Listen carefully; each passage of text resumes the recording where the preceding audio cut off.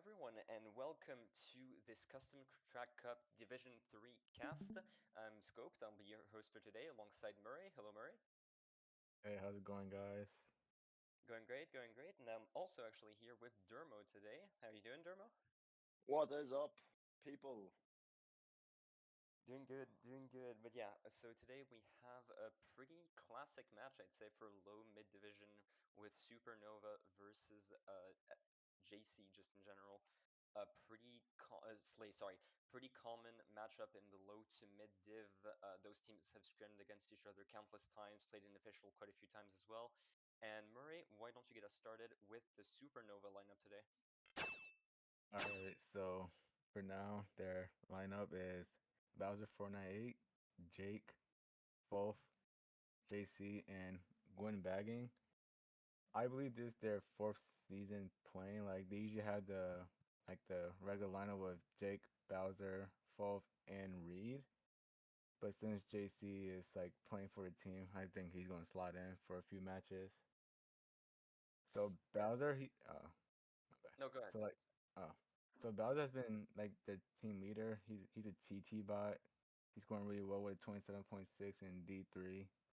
He is, and what everybody knows that he is kind of immune to the CT community, but like in serious note, he's not bad, especially in this type of diff.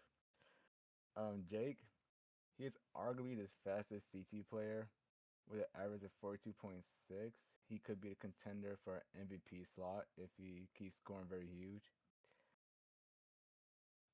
Falf, I don't know much about him except that he used to be a dry dry Bowser main.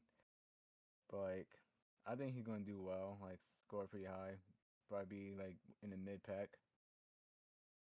And same with JC, scoring in mid 20s. He's probably gonna be in the mid pack as well. This is Gwen's first time bagging for SN. I know he used to bag for EI and all that, so I know he has like some bagging experience. So, but against Bali, it might be a close match between those two. And Yeah, that's all I got. overall, Gwyn has had experience in higher divisions as well, so it's definitely going to be a pretty good match between him and Bolney. But yeah, Jake definitely the big carry for Supernova in my opinion, scoring the most, and of course, having lots of really good TT times as well, just being extremely fast overall. Going to be probably the main carry going up against Slay here, which I will present the lineup for. So pretty classic lineup for Slay. These players have played together for probably around 2 years at this point with Dots, Mystique, Elsuth, Keegan, and Bolly bagging. Bolly is really the only main different player out of this core really. Dots, Mystic, Elsuth, Keegan have been friends for pretty much 2 years by now. Played on Lounge, played together in Slay, who's originally pretty much just a single group of friends, but they've been playing for a couple of seasons together by now. And Dots definitely being the fastest player in this lineup, in my opinion. Mystique definitely stronger a bit in the mid pack. Elsuth actually started at around the same time as me, funnily enough, and it's kind of funny to see. But yeah, he's been improving a ton since then. I wouldn't be surprised to see him near the front a bit more. Keegan a bit newer to the scene in general, but probably going to be some good front presence as well if you can manage it. Overall, I'm expecting a pretty nice match between these two teams. Going to be pretty close overall. And Dermo, actually, since you haven't presented any of the teams, do you have maybe a bit of prediction about how this match is going to go? Listen, you know, I just hope it's going to be a great match. I don't really know that much about these players. I know that Jake has like a 45 average, which is pretty crazy. Um, a few of these Slay players, I've not really heard of them too much, but Bally, he's a good bagger. I'll get a few shocks for them. As far as I'm aware, he'd probably be a better bagger than Gwen, but we will see what happens, you know. Indeed, indeed, as someone that's been more frequently in the mid to higher divs, probably not heard as much about these players as me or Murray has in general. But overall, yeah, pretty close match I'm expecting between these two. We're currently waiting for them to join the room overall. But actually, one thing that I do want to point out, and I think is going to be pretty interesting, is the track taste between these in these two teams, especially Supernova. if you've been looking at lower divs in general across the past few seasons, you know that they're pretty commonly picking the newer tracks and trying to really surprise the other team on them. And I wouldn't be surprised to see that being the case as well with the tracks from the newest update that have just come out, rather that have just been allowed in this season of Custom Track Cup with week 2. So it's going to be pretty interesting to see if we see any of them, such as Ghost House or pretty much any other new track, Wooded Way, Runner Frostbite, who just got back into the pack, Itayama and Keep. Those sorts of tracks going to be pretty interesting to see if that ends up happening. Keep in mind, Scoped, there is actually a divisional track list this season. I'm not sure how much That you've is kept correct. up. That is correct. I admittedly am a bad caster. I did not look at the division's track list beforehand. I definitely should have. That is my mistake. Look at this unprofessionalism, guys. Come on. Yeah, exactly. I Exactly. mean, to be Disaster. fair, I think they do have some of the newer tracks. I'm not too sure. I haven't paid attention to the track list as well, except for Murray, my you're on my own team. team. You're on my team. You should be I looking at mean, this track list, bro. except for our own team, that's it. But the other teams, I kind of Yeah, just don't pay attention. so But like, to correct our mistake, I am checking, and it doesn't seem like Supernova has any of the newest tracks in their rotation, though there are some newer tracks, such as Toad's Temple, for example, uh, Sandy Clock Tower, Warriors Calumet Cataclysm, that sort of thing. I mean, of course they're going to choose tracks like Toad's Castle, Toad's Temple, like some of those tracks, and Marble Tower for 498. Although I believe I also need to swap potentially due to the draft, but either way, Slay. Some tracks from Slay I'm definitely not surprised by. Dark Matter Shrine, Cosmic Grove. I know Mystique is really fond of that second one. Frantic Funyard, Great Apple War, SRB 2K Green Hills, and that one's probably the one I'm most surprised by. But yeah, overall, both teams having a lot of newer tracks on the board, so it's going to be pretty interesting to watch some tracks that maybe some higher teams are not as comfortable in picking, simply due to the fact that most higher teams just have their overall, like, their pool of tracks that they tend to stick to, unless your name is MI and you just decide to play Bluster Blah Blah for the hell of it. But that's besides the point. Either way, we're still unfortunately waiting a bit on the players here. JC had a match that ended up being delayed for quite a while, so we only have 7 players in room, but we're going to make sure to get that in as soon as possible. Speaking of which, our POVs for the day are going to be JC for Supernova and Dots for Slay. So overall, probably the best player from Slay, in my opinion, or definitely in contention for the best player. JC, unfortunately, a bit more debatable, seeing as Jake is in lineup, obviously, but should be 2 good POVs overall. Plenty of action in the mid pack, most likely. Yeah, I'm excited to see what happens here. Jay, I'm excited to see the POVs from some of these players because I'm seeing a lot of points come from these players so far this season. JC, especially, I didn't think that guy had that dog in him, but he's a big point scorer so far. And Jake US is a name I've not heard much about, but he's scoring solid 140s every match, which is the kind of form that runs away with the MVP banner. So it'll be interesting to see if he can keep that form up. I don't know if they've played maybe a few of the weaker teams in the div, so this might Uh, be a harder task for him.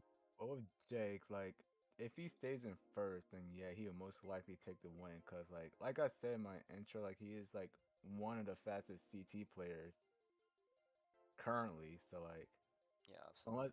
unless he gets blued or comboed or whatever, or he messed up, then yeah, like you can't catch him at all. Yeah, that's how I know you don't TT Dermo, because I'm kidding, obviously. But Jake is like consistently in CT tops on pretty much every new track that comes out. It's pretty insane. Like, there's very few tracks that he has touched and doesn't have tops on. It's kind of nuts. He's really fast, especially for this division. So fully Yeah, expecting him to see pretty often in the front. and also he does have an RT tops for GV2. If That you're too. interested. completely forgot about that. You're absolutely correct. But yeah, really, really fast player, especially for Division 3. But to answer your question, Supernova has played, they're currently 2-1. Their only loss so far has been to CPFG, which does include pretty strong players for Division 3, including Loki and Lemmy. Pretty strong for Division 3, so overall, pretty good record on their end so far, and we'll have to see if their match against Slay ends up with them becoming the first team to get 2-2 or just getting 3-1 and staying ahead in the division so far, seeing as they're currently leading in terms of points. We are only 9 in room so far. I don't know exactly. Are we 9 in room or am I blind? No, I'm not blind. Okay, we're Yeah, just it's waiting. 9. Okay. You can count. You can count. Yeah. All right, all good. We have 10 with Bali finally joining, and both teams readying up. So we'll have to see what the first pick decides. First pick is going to be here. With Slay being in 2-4, maybe a Dark Matter Shrine or a Cosmic Grove pick. New Moon Manor is also a track that's on their track list to consider. On Supernova's side, that's kind of a bit tougher to consider. Maybe Sandy Clock Tower, maybe Underground Sky. We'll have to see what they decide to go Actually, for. Ooh. Slay's 2-3, isn't it? Or Oh this no, one DC from that is 2-3. Maybe that's simple. Oh, didn't notice that. Well, if they're 2-3, that only makes that Dark Matter Shrine pick more appealing, really, seeing how strong it is in 2-3. So most likely gonna see that being picked if it's not just simply Jake DCing and then coming back. But seeing as Keegan is 5th, I do wonder if that's the case.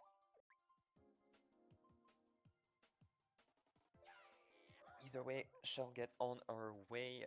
I do think we only have one Daisy player in Mystique, and even then, I'm not even sure if he plays Daisy in official matches. So I think it should be a full funky lobby, possibly. Have to see. So no, he still plays on Daisy. still on Daisy. Okay, fair enough. Yeah.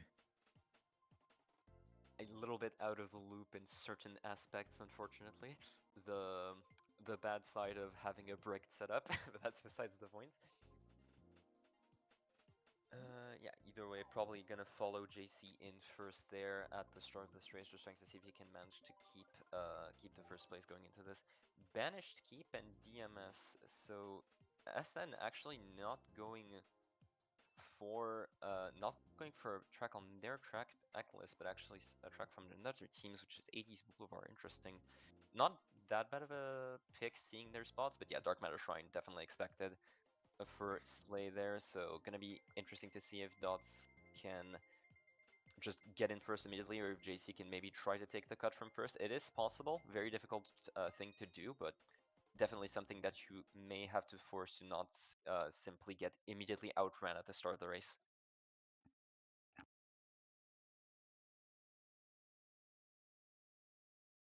Just want everyone before we start to thank Galvin for stream hosting because it is a difficult job. Yeah, Good job, absolutely. Galvin. Absolutely, a lot of setup going into this as always, but here we go. JC not deciding to actually not try the cut at all, simply going around and taking the late cut, but going a bit. Going Oh for. my goodness! Oh no. Where's Bill going? He tried to go Where's for a Bill safe going? route, but still failed. So like Dawson isn't first right now, top 2. I think that's Keegan behind him, I believe. Possibly, but so far JC gonna be stuck in the mid pack here. We do see a bit of SN in 3-4-5, so yeah, the Slay already being pretty much in, so top 2, bottom 2, but that's definitely not too bad on this track, considering the fact that with Shrooms you can easily catch up with the double cut at the start, so we'll have to see what happens here. JC with triple reds might decide to schlag after this ramp here. Well, It's from like what it. you said, like since their top 2 gone already, I don't think SN would catch up at all, unless there's Shock or Blue. Yeah, seeing how this track usually goes, I'm definitely expecting Slay to just remain in that top 2 as is expected. Wonder what JC is just trying to chain those reds, trying to get any sort of speed item to catch up, and we're off the track. Like he fell off already. Let's switch over to the other POV really quickly as... Oh, unfortunate, we switched over right as Dots failed the start to reflect. Whoops, unfortunate, but And now, it and I see Jake like now in Jake's second. taking over second. Absolutely. The carry of SN, as we talked about in the pre-match, getting into second, breaking that Slay top 2 with a little bit of help from Dots, but it seems like Bowser is not far behind, though with Dots having so many shells behind him, might try and get back into third. Bit of lag on our POV, but it seems that Bowser keeps his spot for now. Another red on the side of Dots could be his undoing. We'll have to see what happens after the ramp here. Shock comes out, definitely an... Actually, not... No, definitely a Slay Shock. Definitely a Slay Yeah, Shock. yeah. So Dots getting back into third here, passing Bowser, it looks like, as we get a 1-3 on the side of Slay here. Let's switch over to JC's POV, who's a little bit further behind, so we'll be able to see what happens in the back here. Oh, unfortunately, a little bit of lag on the POV, but it's fine. JC is going to end up getting 7th, and it Yeah. seems that SN are getting 2-4-6-7 out of this first race. Pretty good race for Slay. Unfortunately, could have easily been a top 2 without that fail at the start of lap 3, but it's the stream nerves. It's understandable. Happens to pretty much every single POV out there, but JC having quite the spectacular fail at the start, I must say, unfortunately. I thought he was doing Still, a brand new shortcut that I've never seen. I thought he was about to get straight in the first there, but he was just going on a little adventure of his own. But listen, these things tend to happen when you're streaming and you're getting casted maybe for the first time. So he'll yeah, shake it off. He'll shake it off. Yeah, 1-3-4-7, 1-3-4-8 on the side of Slay, so really good start for them on their track pick, pretty expected. But that is Dark Matter Shrine on the board. That is arguably one of Slay's best track picks out of the way immediately. So hopefully it'll be enough for SN to try and get back some confidence and get back into the swing of things. Either way, we'll have to see what they go for. Let's switch POVs over to Dots since he is a bit further ahead on the track pick here. Siberian Chateau for Slay in 1-3-4. Toadet's Castle for SN in a bit of the lower spots. Pretty expected picks on both sides, I must say.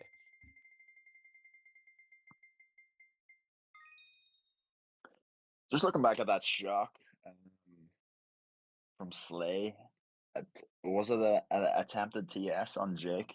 If so, they probably would have got top 2, but I think they must have missed it. So They TS Bowser. They TS They Bowser actually and that TS got yes, them Bowser. Bowser. Okay, okay, that got them 1-3-4. So it was a they couldn't it's a TS good both. shot. They were a bit too spread out, unfortunately. So we'll have to see. 1-3-4 Siberian Chateau is picked. Slay getting 2 track picks in a row. Jake's gonna have to try to get to keep his top spot for a little bit, and it seems like he is ahead of He already Keegan here. did. He already And outlined both Keegan and Dots, so. yeah, unfortunately, it seems that both our POVs are going to be in the back for a little while as... Oh, never mind, that is Spolfin 8 that ends up getting back here. Let's switch over to JC's POV really quickly to see how he managed to catch back up at the start. It seems that a star has been picked up and he's getting carried up into the mid spots here. It seems that Slay is still in a bit of a pickle here, as they're only in they are in 2-3-4, but Jake seems to have kept his first going into this. So we'll have to see if JC can maybe try and follow up with the cut here. Well, do you think he uses the star for the cut or simply holds it? I think he has to hold it. I would hold it, to be honest. There's no pressure on him using early if Jake's in first, but Oh, Jake no. fell off, I think. So yeah, good time Either to that, use it. yeah, either that or hit Yeah. out. So immediate star used there to get back up into second. Slay having a really good chokehold over these top spots so far. Triple green's gonna be pulled out. Trying sniping out. Also not gonna land. Unfortunately, Keegan getting back into second here. 2 greens being thrown up. Not actually hitting out Oh, L2. Oh, Very nice hit for JC, getting a bit of pressure off of it, but there's still so many members of Slay around him with Mystique picking up I the missed mantle Geek. here in second. Top 2. Oh, and Dots hit Oh, not completely making the Jake's off as fall, well. but that's a lot of pressure for JC, and unfortunately he ends up cracking and getting back a star in 7. Really gonna depend on who has shock, and it seems that both baggers are still going back, if I'm not mistaken. At least one of them is. no, I think that, no, one Somebody of them. has. Somebody has. Yeah, someone definitely has. Oh yeah, definitely. No, you're absolutely correct. One of them has. So if it is an SN shock, JC is definitely in a really good spot here. Star is used here. No, okay, no, it has to be Slay then. It Yeah. has to be Slay. Yeah. Might spell Doom for SN then. Oh, I'm that Dwan just slowed him down. I'm pretty sure Slay is gone in top 3 at this point, SN. This seems like a big salvage job, if anything. Yeah, all they can do is keep chaining and hoping that they get a blue maybe, and that Skye in 7th does not dodge at the end, because this could be a possible top 4 coming out if he has a start. We'll have to see. No dodges in the mid spot. It looks like will shock end up being used. The bottom 2 is really far back, so yeah, no, it's just gonna be 4, 5, 6. And SN losing another map here. Elsuth. Oh, Elsuth was holding blue. Elsuth was holding blue in 8th. Oh, okay, yeah. Okay. Good play. Fair enough. I unfortunately seem not not trailing it, or at least didn't get a dodge while trailing it. There could have been a nice way to get back to maybe 6th. Well, the thing is that you can't trail blue anymore. Oh, fair enough. I actually didn't know this. My mistake. Bro is so washed. I'm washed. I'm so washed. Anyway, top 3 8 once again. Slay and Nick getting another really good race out of this. So, we have not started up the bot. Looks like. They should be up by like high 20s, low 30s, something like that already. Yeah, absolutely. They should be up pretty nicely. Let me try and fix this. Yes. Okay. Perfect. So with the bot being fixed, they are now up 28 in only 2 races. Definitely a very nice start from them. Elsuth, unfortunately, being the sacrificial lamb here with only 4 points out of his team's 75. But clearly it's working out for them. Vendrana Frostbite, Aquadrome stage. Yeah, once again, SN showing their just showing how much they favor newer tracks here. Fendrana Frostbite obviously being taken out of the pack for a little while before coming back in this update. Let's switch over POVs once again to Dots for the start of the race really quickly. As SNES BC3, the Rogue pick from Mystique is picked here. Pretty typical running track for Slay. I've seen, unfortunately, quite a bit of lag on Dots' POV, unfortunately. Might have to limit ourselves to JCs at the very least after the start. But yeah, I wouldn't be surprised to see Slay hold on to these top spots for quite a while.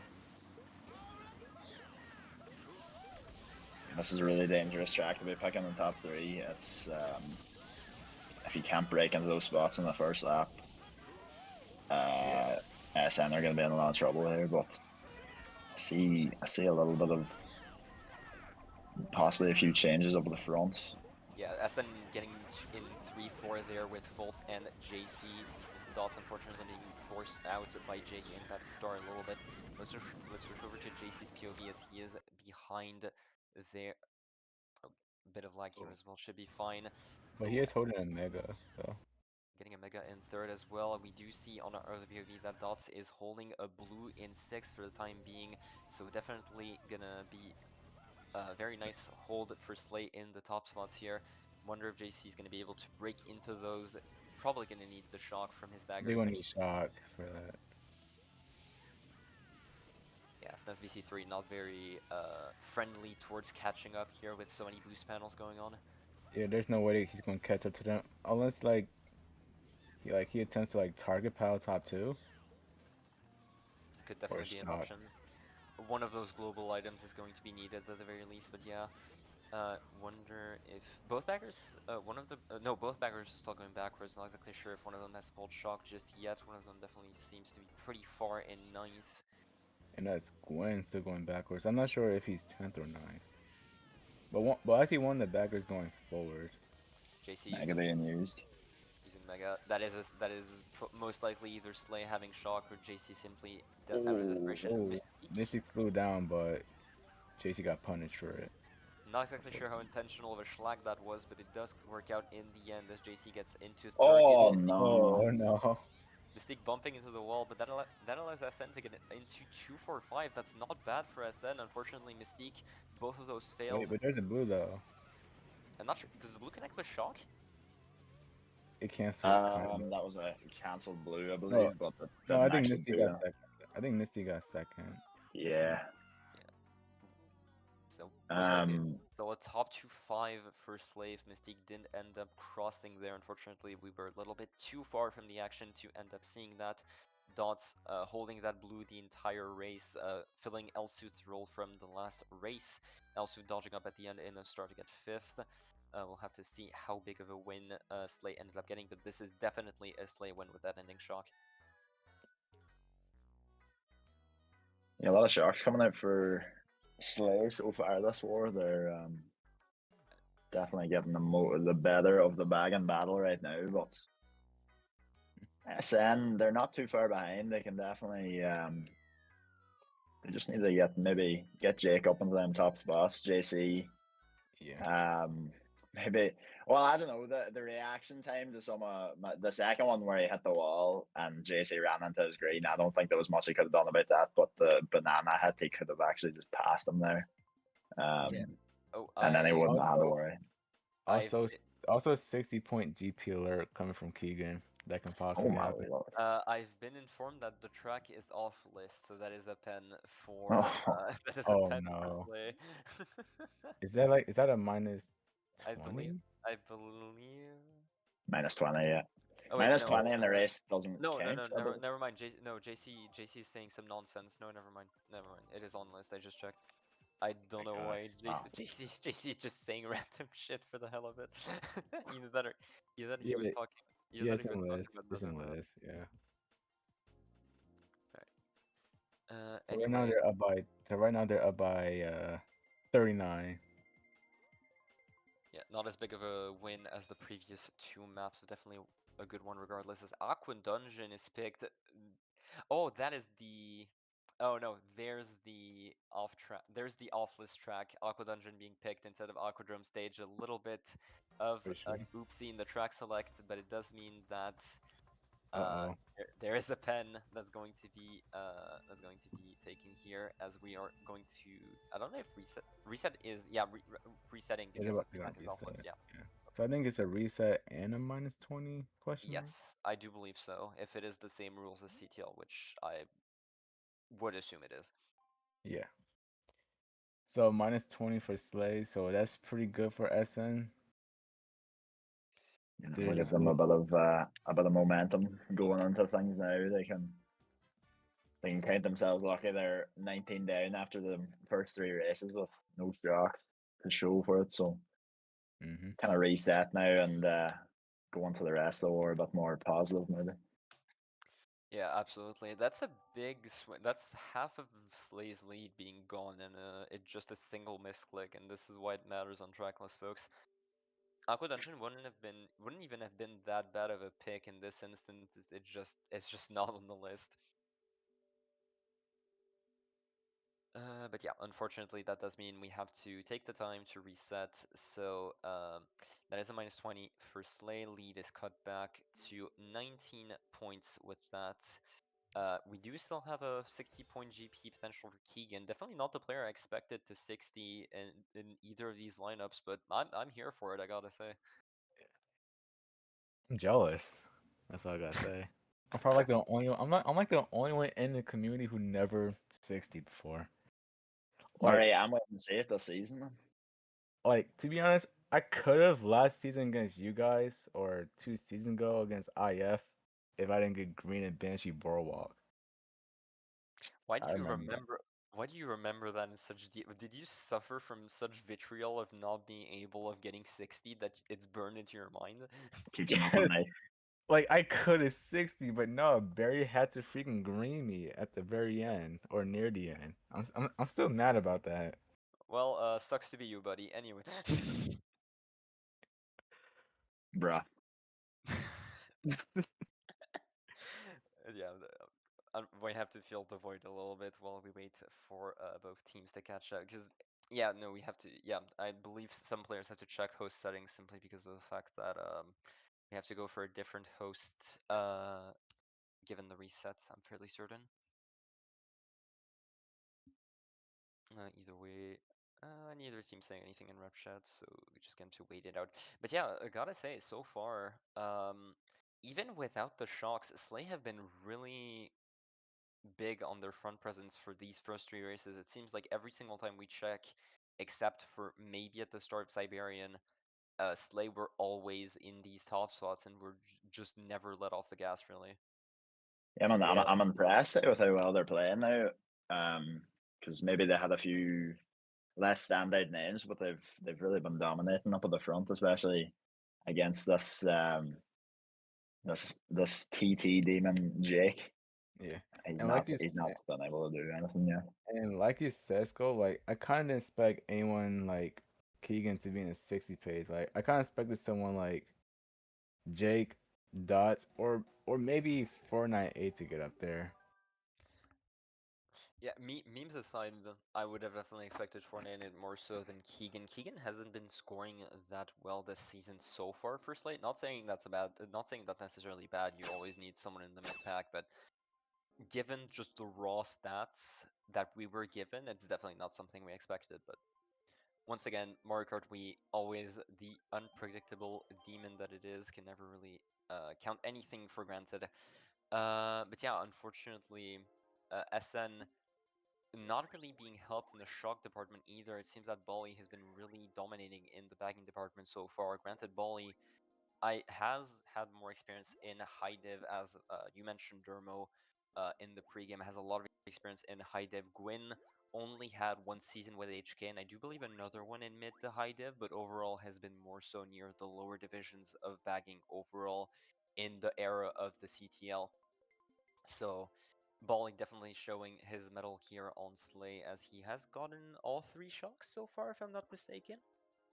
Yeah, I think you are correct. I think CT bagging is it's a very high skill caliber kind of thing. I think it matters more on CT bagging if you're good at it rather than RT bagging. Everybody knows the strats on regs, but the amount of tracks that there are on CTs, it's actually it does amaze me sometimes how much these baggers know, because it is 250 tracks or something. I don't even know. I've lost count now, but Yeah, 218 still. But I fully agree. As someone that has experience in both RT and CT bagging at a decent level, there's definitely it definitely feels like there's a lot more skill expression in CT bagging just due to the sheer variety of strats that are available in CTs, and just overall it seems that you can be a lot more skill diffed in CT bagging than RT bagging, at least in my opinion. definitely, yeah. But yeah, Uh, don't listen to Scoped. He's a draft bagger, bro. okay, buddy. But either way, we are finally getting back into the match here. Enough of our nonsense for the time being. For your Uh, nonsense, you mean? yeah, my nonsense. Only my nonsense. Don't drag Uh, me into that. Or Either way, Slay still having kept those spots in top 2 at least, so I'm expecting that Aquadrome stage and hopefully not Aqua Dungeon pick to come back here. Yeah, same picks, Aquadrome stage and Fendrana Frostbite. Um, I'm gonna ask this as a genuine question. Are there any differences in the new Fendrana Frostbite compared to the original version? Not really. It plays pretty much the same. It's just visual difference. Gotcha. I prefer to make sure, so I should ignore the fact that I definitely should have known this I mean, beforehand. It's fine. but the track gets a little faster since like you can take some of the turns tighter. But Gotcha. other than that, it it should play the same in online. So Alright, and Caster's Curse it is. We are not going to see it. It's going to be Aquadrome stage that's going to end up getting picked here. Really good pick for Slay. One of the strongest running tracks in the current CT pool that's not banned. At the very least, in my opinion, one of the more classic ones, especially ever since the first Shroomless came back into the game. We'll have to see if Dots can just take a quick Shroomless here. Not getting very low air here, but getting a pretty classic Shroomless out. And it does seem like the entire lobby actually, oh, except 8th, there seems to have been a little bit of trouble for 8th here, but otherwise everyone in the lobby managing to take that Shroomless here. Let's just over to JC's POV, as Dots really shouldn't lose that first place unless we end up seeing a little bit of a fail there on his side, but it seems like JC is just deciding to bag a little bit here in 7th place, getting a golden, should get back up here pretty soon. Oh, a little bit of a little bit of trouble in the tube there, but both baggers coming up No, to the strats. that was probably intentional. That's like probably a little faster than like staying on a water stream. No, I So. mean he went a little bit too high, is what I mean. Oh, okay. But either way, yeah, immediately using that golden to come back up. As we see a lot of Slay in the back here, we see them in pretty much, not a lot of Slay in the back, a lot of SN in the back as we see them in 3, 4, 6 actually. Ooh, that not tight, unfortunately, not going to be able to pass that TC, it seems. Going to be pretty much stuck in 8th. Oh, and Oh, he getting put Bill. Bill.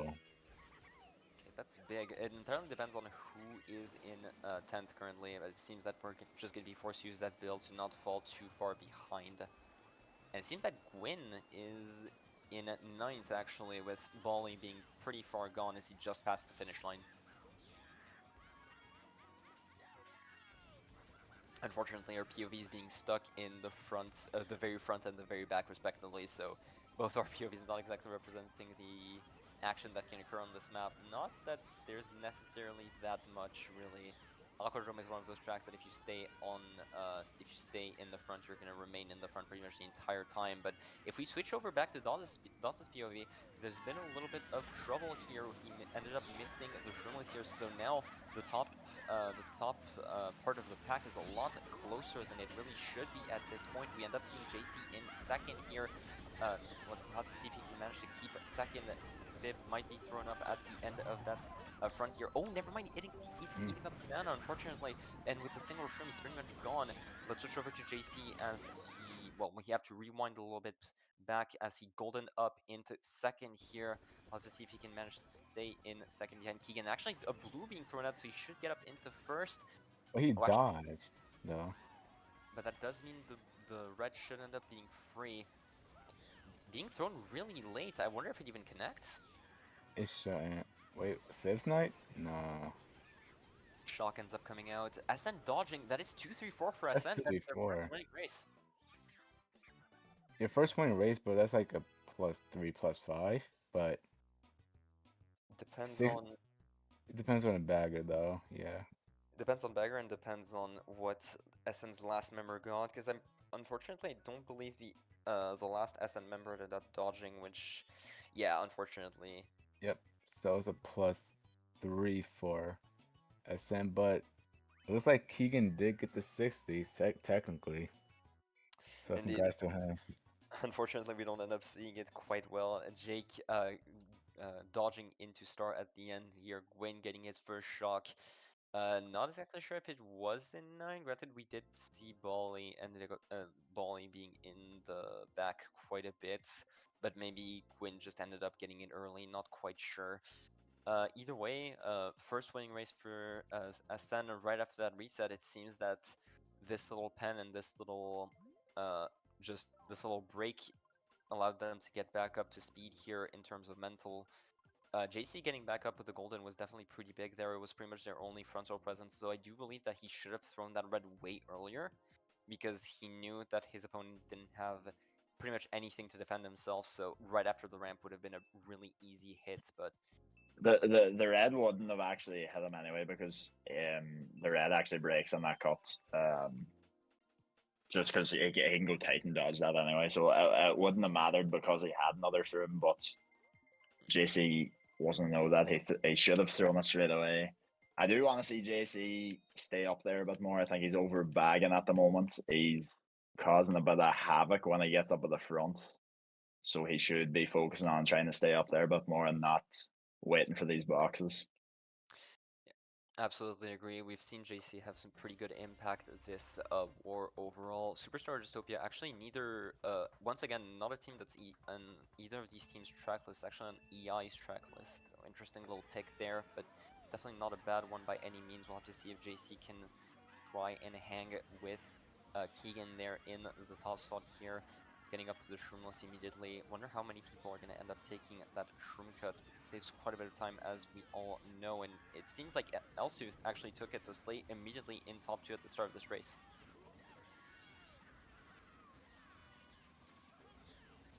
Good start for Slay. I like to see JC getting in amongst it here. Maybe getting a box, maybe throwing a few shells up at these top two.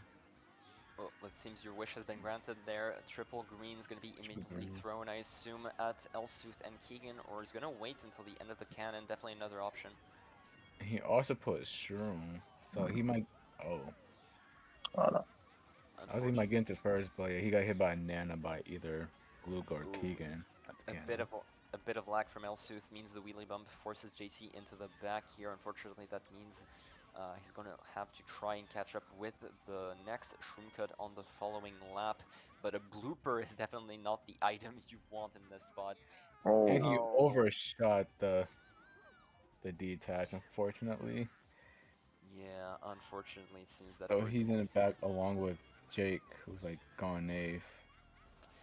pretty much. Let's switch over POVs to dots here. I do believe we're going to see a bit more of the action. Ooh, there's a little bit of lag there, but we do see that Bowser is actually currently in first place, but we also do see that Bolly is going forwards, I would assume, with the shock. So Slay could definitely be in a pretty good spot there if we just dodge 2-3 in the cannon and don't allow Bowser to stay in the front. There's quite a bit of lag on Dots' screen, so let's just get back to JC really quickly as we approach this cannon. And shock does happen late and was by Slay. It seems that we haven't dodged 2-3. Instead, either we got hit a little bit beforehand or we just ended up preferring another shock, but no dodges on the side of SN. Bill ends up coming out on the side of JC, but that means he doesn't end up chaining for the end, so I'm not sure if he gets a good spot here.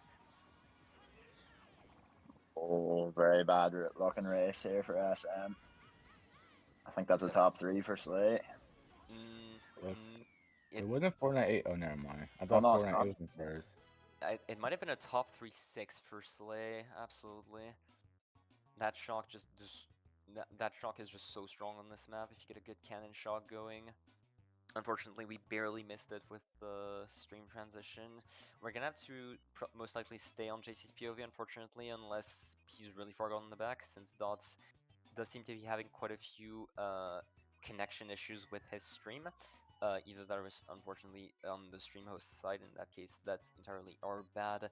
But either way, yes, Slay getting a really good race out of this. Just SN getting a single winning race and Slay immediately firing back with a really good race on their own top 3-6. And I believe that's the lead back over to 30 points.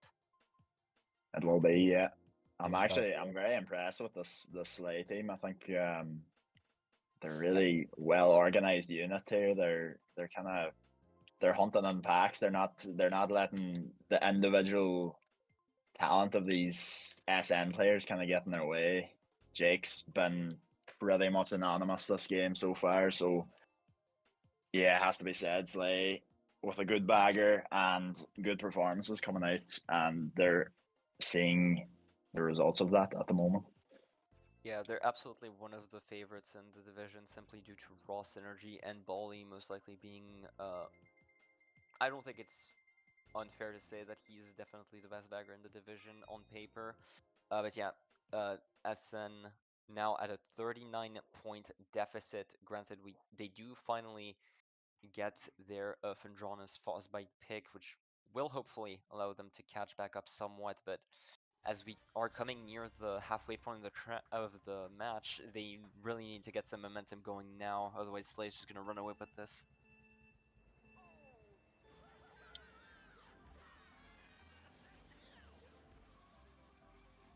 Yeah, yeah, you weren't kidding about the visual changes, Jesus. Anyway,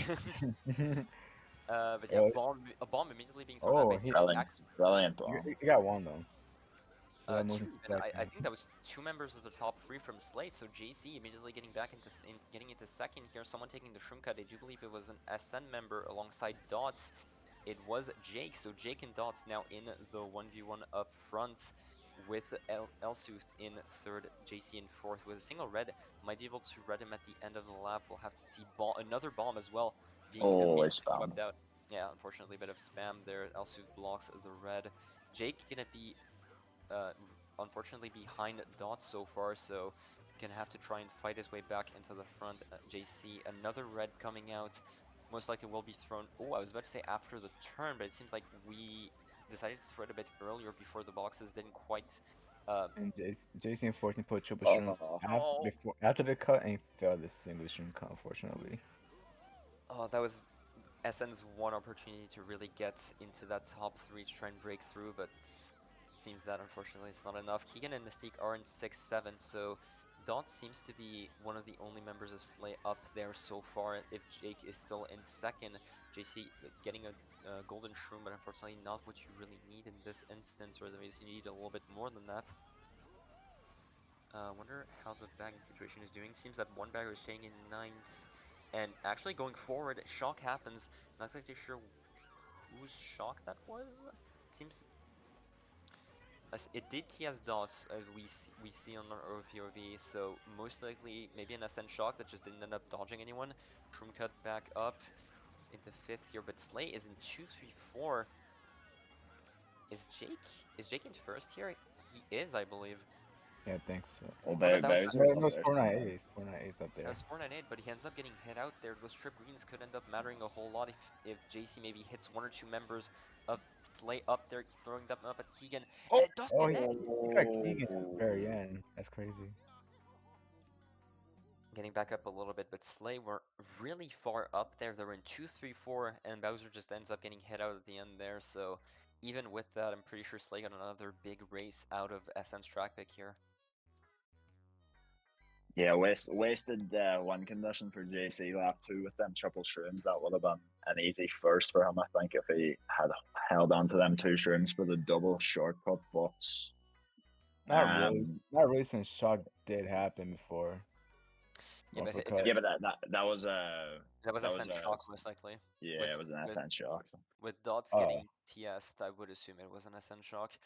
But yeah, either way, I absolutely agree here. JC, unfortunately, kind of fumbling the bag with that triple shroom pull and just unfortunately failing that shroom cut. On a track like Fendron Frostbite, you would have absolutely been super far gone in the lead with the double cut right afterwards. But unfortunately, the pressure of the match already being this far behind and the gap only widening now to 50 points, the pressure is definitely not always making diamonds here. like Yeah, but on the contrary to that, I suppose he made a few snipes. He made a nice little snipe at the end of the race there, and just just a little bit more composure from JC, and we could definitely see him getting a few more points for the rest of this war. But we need to see more from Bowser. We need to see more from Jake, because Not that's exactly all. sure. Not exactly sure how Jake lost his top spot. Speaking of, might have been a back from Dots at some point. Yeah, must have been. I didn't see a blue shell or anything, so I'll need this to. guy courtyard. Oh no! Oh no! Yeah, that's a track of all time right there. As a flag player, I have to say I'm still not convinced on really if it's that good. Either way. Either way, JC did put a shroom in 5th or 6th. I believe it was 6, but yeah, it's just gonna try and delay a little bit. Good play by JC overall. Really? Pretty smart, but he's in the same spot in 6th, 5th. Oh, but the trip reds with 2 Triple Slay reds members will right in work front of out. him. You got Lovely. loot. Oh, threw that red a little bit early, it seems, but just trying to hit him out before the end, but absolutely gonna break on the spiral Yeah, here. it's definitely a break here. Oh, Oh, and the that's a back nice Oh, off! back. that's a nice back coming from Dot. Oh, Yeah, that's brilliant. That really good sucks. back.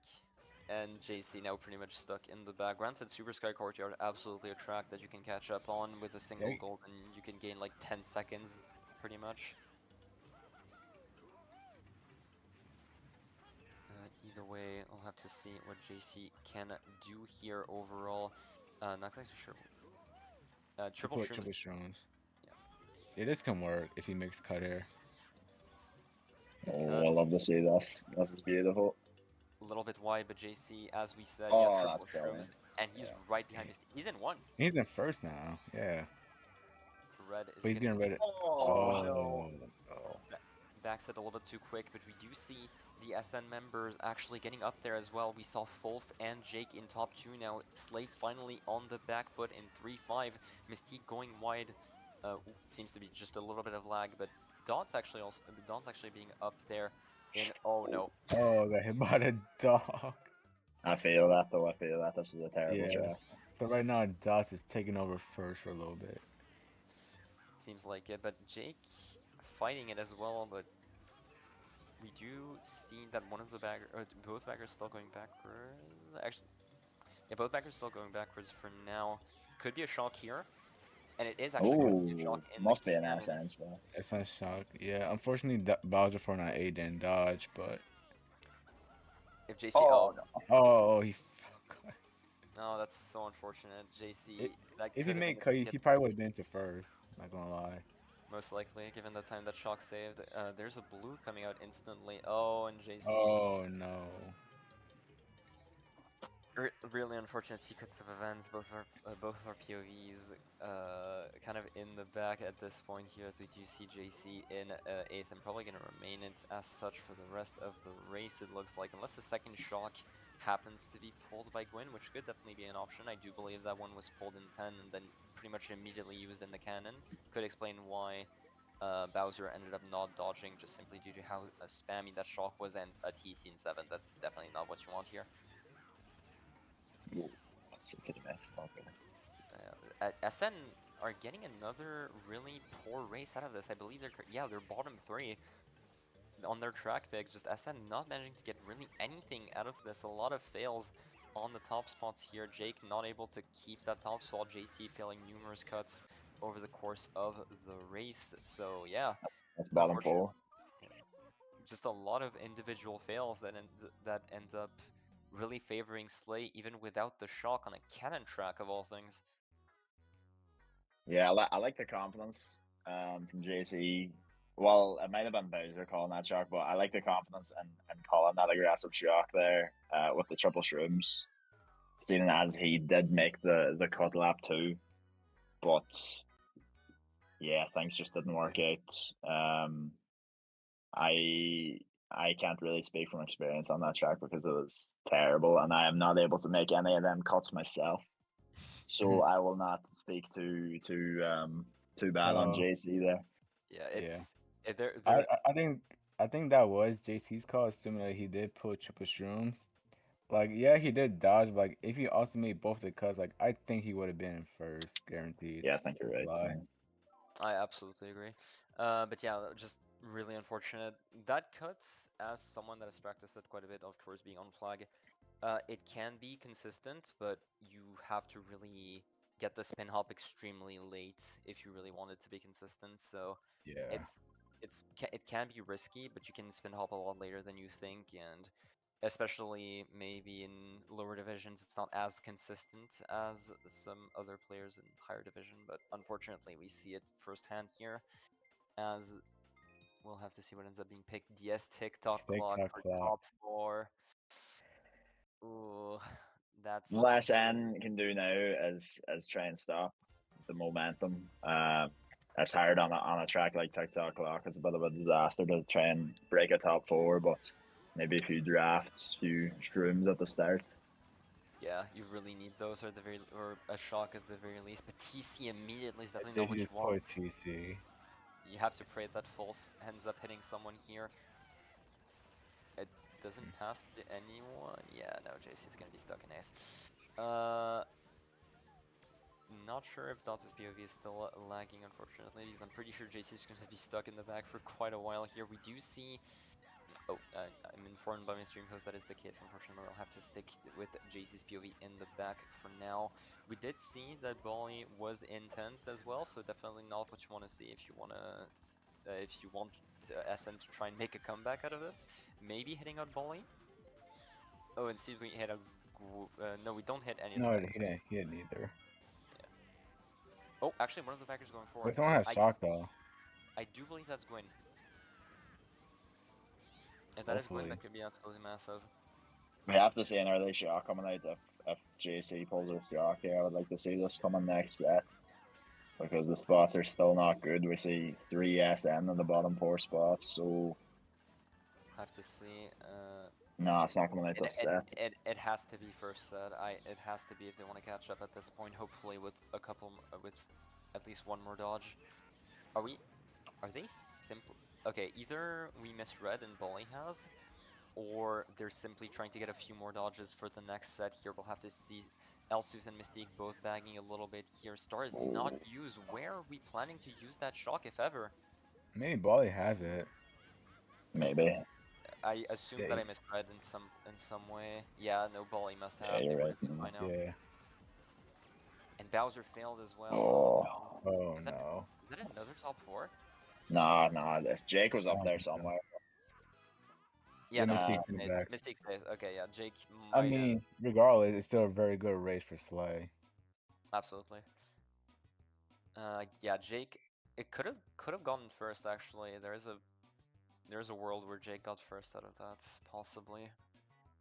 we You'd have need to see expected. that star coming out a lot sooner from JC. If they know Ballet has the shock at that point, he's going forward. So he needs to be chaining that as soon as he has it. I don't think the Slay players can't really have dodges. I know they were 6-7 near the start of lap 3, but at the end of lap 2 they were probably 5-6. Maybe they could have had a mega, but I don't think it's worth holding that to get a prediction when you're sitting in 8th place. So you just have to be more aggressive with items, especially now that they're about 80 points down, something like that. So they need to be more aggressive, big time. Yeah, I absolutely agree here, considering that there was a very low chance that Shock was getting used in the first place, unless they pulled like 2 blues. JC absolutely needed to just be more aggressive with the speed items and try and get back up in the mid pack, but Jake thankfully cushioning that loss a bit by getting to first here. Unfortunately, we didn't see exactly how. Definitely would have loved to see that from his POV, but gonna have to just be content with the fact that he got first, cushioning a little bit of that loss, but that's still 86 points down in a single GP. Mathematically possible, but definitely an uphill battle to say the least. Yeah, we'll need to see something miraculous now. We need to see. Listen, I just have to say it. Bowser 498. This guy talks a lot, and he's not delivering right now. I'm not impressed. Um, Oh no. Oh, or have we gone into this part of the stream? is, is we this just need to happening? see more. I'm just being honest. Guys. That's I We need fair. to see mean, more. that's true to be honest. That is fair. There's been not really. I mean, granted, a lot of SN has been failing quite a bit so far. Immediate back bomb definitely doesn't And help. there's another fail. Yep. That was That's not really a unfortunate. fail. That's not really a fail. That's just unfortunate. I call it a fail. So, Maria's high standards. Oh no. like, if you get back bomb, that's a fail. Yeah. That is an insane. Okay, I'm gonna make sure when I cast two, I'm gonna make sure to call it that. Anyway, Okay, but seriously, JC's like gone A, so like he need to catch it like very quickly. Probably go for a dodge item. Keegan But I think, getting a TC. Gonna have to yeah. try and tap the full there. I'm not exactly sure if he managed to do so, but there are a few Slay members in the back. Maybe if we do see Dots in fourth as well. I do believe that Bowser and Jake are actually could be in Wait, top two right now. looks like someone pulled shock already. Well, that's true. It's probably Bali. Is he waiting? Yeah. Oh, what? Oh, Oh, it was nice. that is an insane bomb by JC. What the hell? I'm very confused what the communication was there because I think that was an SN shock, but he waited and then didn't dodge. So Yeah, it's hard to say what happened. yeah, not exactly sure what that was on either end. Oh, and powing his teammate after the set is definitely an option. Anyway. Mystique pulling TC though, not the pound not canceling that unfortunately, so that does mean that Slay are going to be once again a little bit far behind. There's a lot of Slay in the back here as we do see Keegan as well in fifth there. Fortunately we do not have any eyes on the top cut so far, but definitely doesn't look like that good of a map for Slay. We do see Dots in fourth as well. If there's a SN shock and if it comes here, it could be pretty big. Unfortunately, it doesn't seem to happen. But Jake and Bowser so far seems to have been in really good seats the entire race.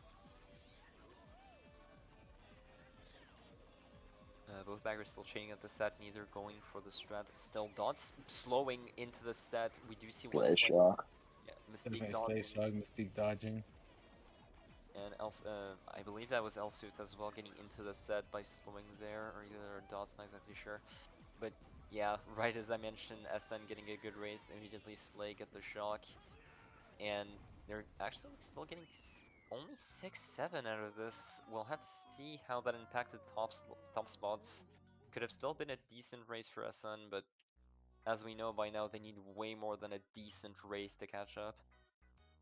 That if Bowser and Jake were top 2, that was definitely top 4. But if that second shock didn't come out, I'm assuming the first shock was to maybe TS people on the cut. That's all I can really think of, because it was really strange kind of timing. So Bowser did get first, Mystique after dodging out second, but Jake kept third, so yeah, they were definitely in top 2 before the shock, and only Mystique managed to catch up, so good job by Bowser and Jake to stay up there the entire race.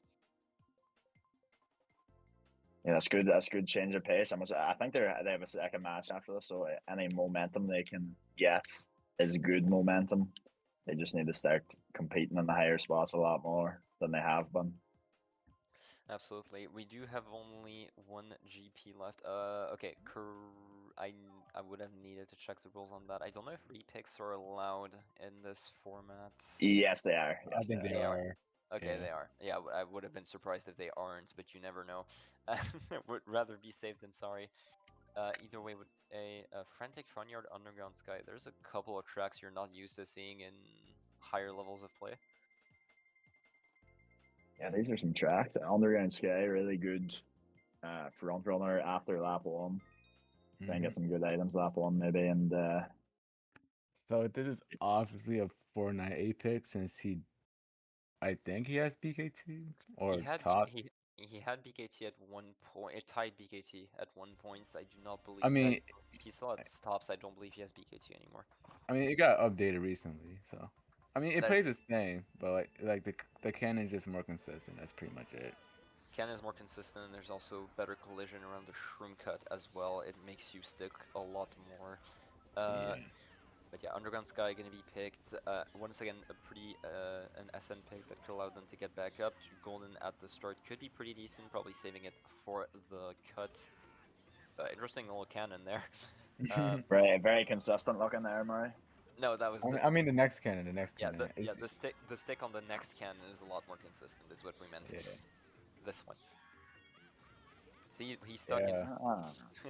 Yeah. Now Right. what, Dermo? Yeah. Ah. But yeah, I think JC's about to use his golden over here to catch up.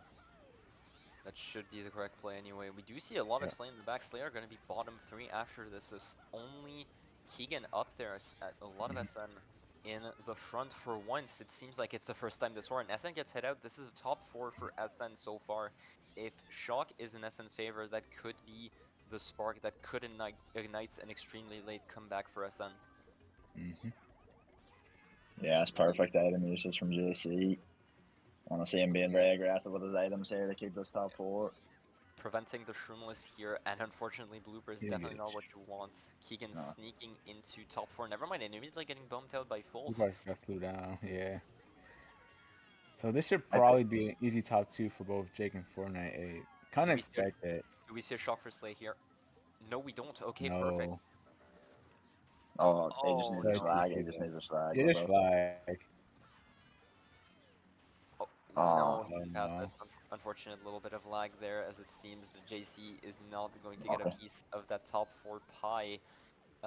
If there is a late shock for SN, maybe JC could dodge depending on what he gets here. Not gonna happen. But at the very least, it does seem to be a top 3 for SN regardless. Yeah, at least a top 2, at least an easy top 2 for SN. Not getting the box and not going to be able to get past dots here. But yeah, top 3 for SN, finally getting maybe a little bit too little too late, but getting a very nice win on the board. At least it's good for their mental going into the second match, that's for sure. Yeah, it has to be said that was genuinely just very unlucky for JC. I think he did everything correct. He just got a blooper and chained it into pretty much nothing for the rest of the race at TC next box. So if that was maybe triple greens or just literally anything except for TC, that top four was definitely on there. So Yeah, just a unfortunately, little bit unlucky. unfortunately, it wasn't even a top three. As Fulf, and we didn't end up seeing it, but Fulf actually ended up getting fifth here, passed by both Elsuth and Keegan. So it was top 258. So unfortunately, not even that amazing of a race. It seems that without JC being there to provide initial pressure, Fulf just got hit out at the end of the race by both Elsuth and Keegan, or simply passed on the shroom cut. Definitely seems like definitely seems like a possibility here. We are down 72 in the last two races, so either SN simply try and close the gap, prevent the bonus points by your classic 5v5 composition, or Gwyn decides to run, as he is now able to do so, seeing as SN are unable to win without it.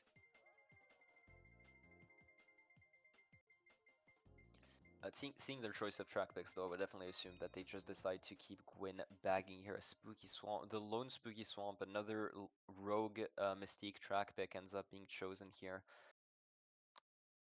Is this on the track list? I wonder. Must be. It It is. should be. It is Okay. by CP. It is on CPFG's track picks, not track list, not Slay's track list, but it is on the track list, which is the important part. Yeah, Good stuff. it's in D3's track list, so yeah, they're allowed to choose it.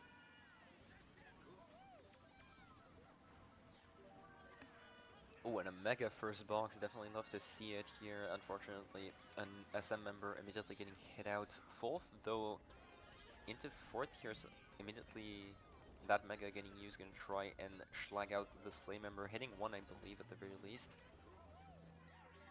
Could have been a bit of lag, unfortunately, but it did slow down quite a bit for Slay's members.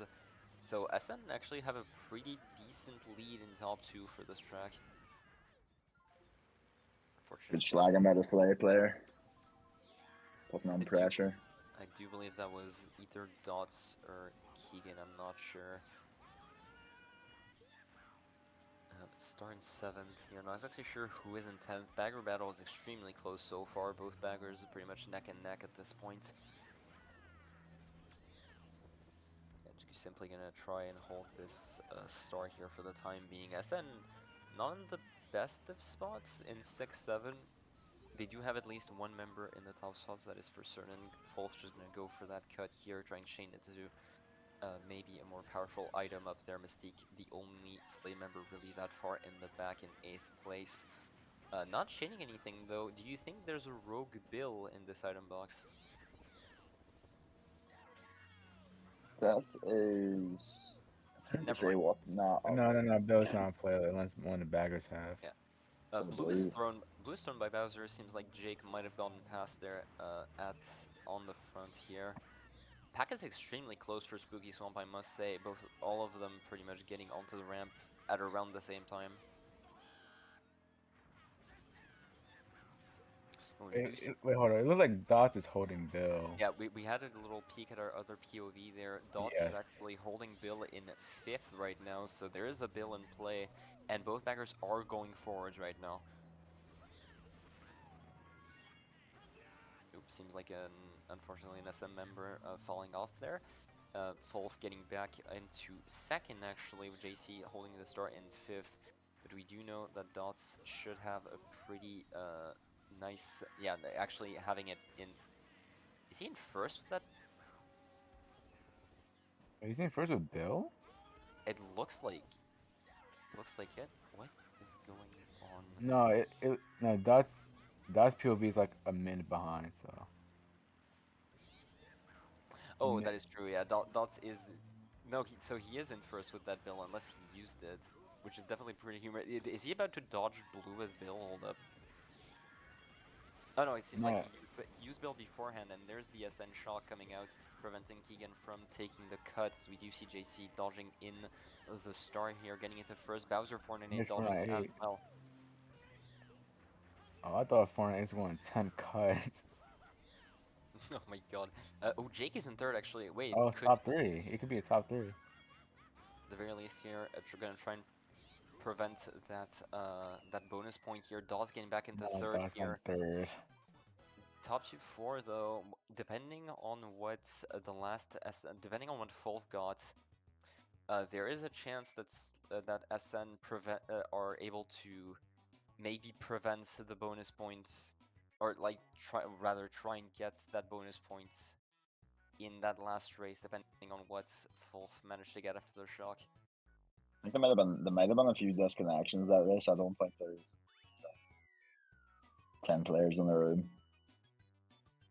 Yeah, there was Oh, Wolf actually two Wolf disconnections. Yeah, so Wolf DC'd.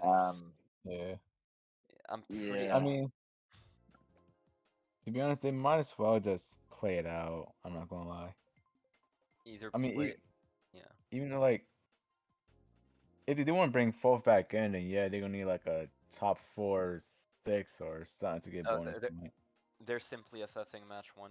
They're simply stopping it and just going for match 2 immediately. That's fair. Yes. From the rep chat, at least from what I'm seeing. We do have quite a bit of delay on the stream, so there is a chance that I am simply wrong, but it does look like it from the rep chat. Which I'd say is fair at this point. You would rather not sit through the DC just for the sake of a single race. Yeah, only 8 players in the room. And there was a mutual DC from what I'm seeing, so there was a... You got full DCing and Bally DCing, not Bally DCing. Seems like another Slay member actually DC'd as well. But either way, congratulations to Slay for that first match. They're a really dominant display on their end, I must say, both on the bagging and the running side. Even with the -20, they did really well. Yeah, absolutely. You have to remember that was with a -20 penalty in the first GP, and it was still by that much. What do you think SN's mental state here is going into the second match? Well, since they began like decent races, like winning races, like throughout the last 3 to 4 races, I think their mentality is like pretty well right now. I think they have like a high. They have good momentum going to match 2, in my opinion. And like since like they're gonna host next. Wait, no, never mind. They host. But did they host this match or was it Slay? They host JC hosted match 1, yes. Oh. Actually, with Slay hosting match 2, I have a feeling they might go for Starry Cityscape, which is like a classic 2-4 track. Yeah, if Starry gets picked, that could be a pretty good start. I know a lot of SN players are really strong on this track as well. A lot of players on SN are strong on Starry Cityscape, so could be a really strong start just in general for them if that ends up getting picked here.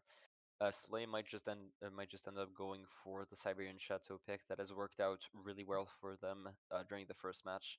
But I do believe you're correct here. We saw on Underground Sky, on Spooky Swamp, on those latest tracks in this first match that SN, maybe it was simply due to Slay lowering their guard a little bit with the lead that they had, but SN have been getting some pretty decent races. They're clearly not out of it yet for the second match, so there's a very good chance that SN at the very least manage to be in a lot better shape for the second match and give Slay a really big run for their money.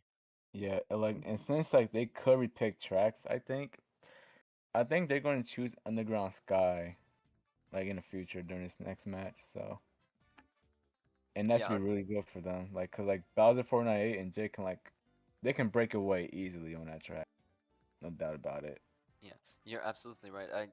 Underground Sky, I think, especially with the Shroomless, at the after the ramp of the cannon, that Shroomless, if you do it correctly, can absolutely allow you to just break into the top spots, and that really showed with Jake and Bowser pretty much being gone from the start, with Wolf and JC being a bit closer to mid pack, but Underground Sky was absolutely a pick that they just managed to entirely knowledge gap Slay on, and there are a couple of tracks on that track list that they could definitely do that on as well. Fandronis Frostbite was a potential option if the top spots that had shrooms, we will not name names, but if the top slot that had Shroom didn't end up failing, that was definitely another track that could have been a big swing in their favor. Starry Cityscape, like you said, another really big example of 2-4, and I know Jake had BKT on it at one point. Bowser has a pretty strong time on it as well. I know JC played it a lot when it came out. A lot of players from SN just really comfortable with that track in general, as a lot of newer gen CT players are in general. But yeah, I absolutely agree that if some track picks come their way, SN can come back here. That's kind of funny to think about, because especially at the start of the Supernova lineup, there were a lot of people that called them somewhat of track pick merchants, where they essentially just knowledge gapped other teams on newer tracks and lost on other more classic ones. And I think, unfortunately, they might have to lean into that to beat out Slay during the second match.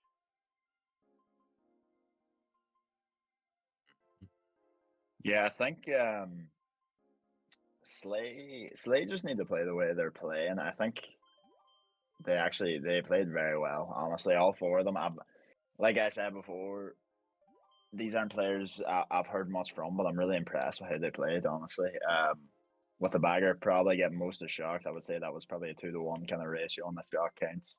That obviously helps things, but it was the shock usage that was so good about Slay's gameplay. I think that would be hard to beat if they get a kind of similar shot count to that next game. It's going to be hard to beat them because they're definitely a more consistent team. SN, I want to see Bowser and Jake play a lot more aggressive going towards the front spots. JC, the stream nerves might have been hitting a bit. I think he had some really, really amazing plays during that game. A lot of really good snipes. He just needs to be a lot more aggressive with the items because he already has the fast teammates. He doesn't need to be that guy that's always in the top spots, but he needs to be that guy that's kind of dictating the play in the mid pack, holding items, and just being that kind of anchor for the team. Someone to rely on. Bowser and Jake, yeah, like I said, they just need to be up there more. Bowser was a bit of a fraud in that first match, so yeah, need to see more from Mister 498, definitely. Yeah, I absolutely agree that overall, the frontal presence, especially at the start of the match, was really lacking for SN, and it showed in so many places. Siberian being one of the biggest examples, with Jake being up there at the like a lot of races. It felt like it was either only Jake up there, and then he ended up getting hit out for one reason or another, or there was simply no frontal presence. Like, for example, DMS was the biggest example of just immediately losing the frontal presence and not being able to get it back at all. Granted, once again, some might say that it's highly dependent on the track pick. Like, for example, DMS is a really big example of that. Well, with the double cut, you're absolutely able to get up there.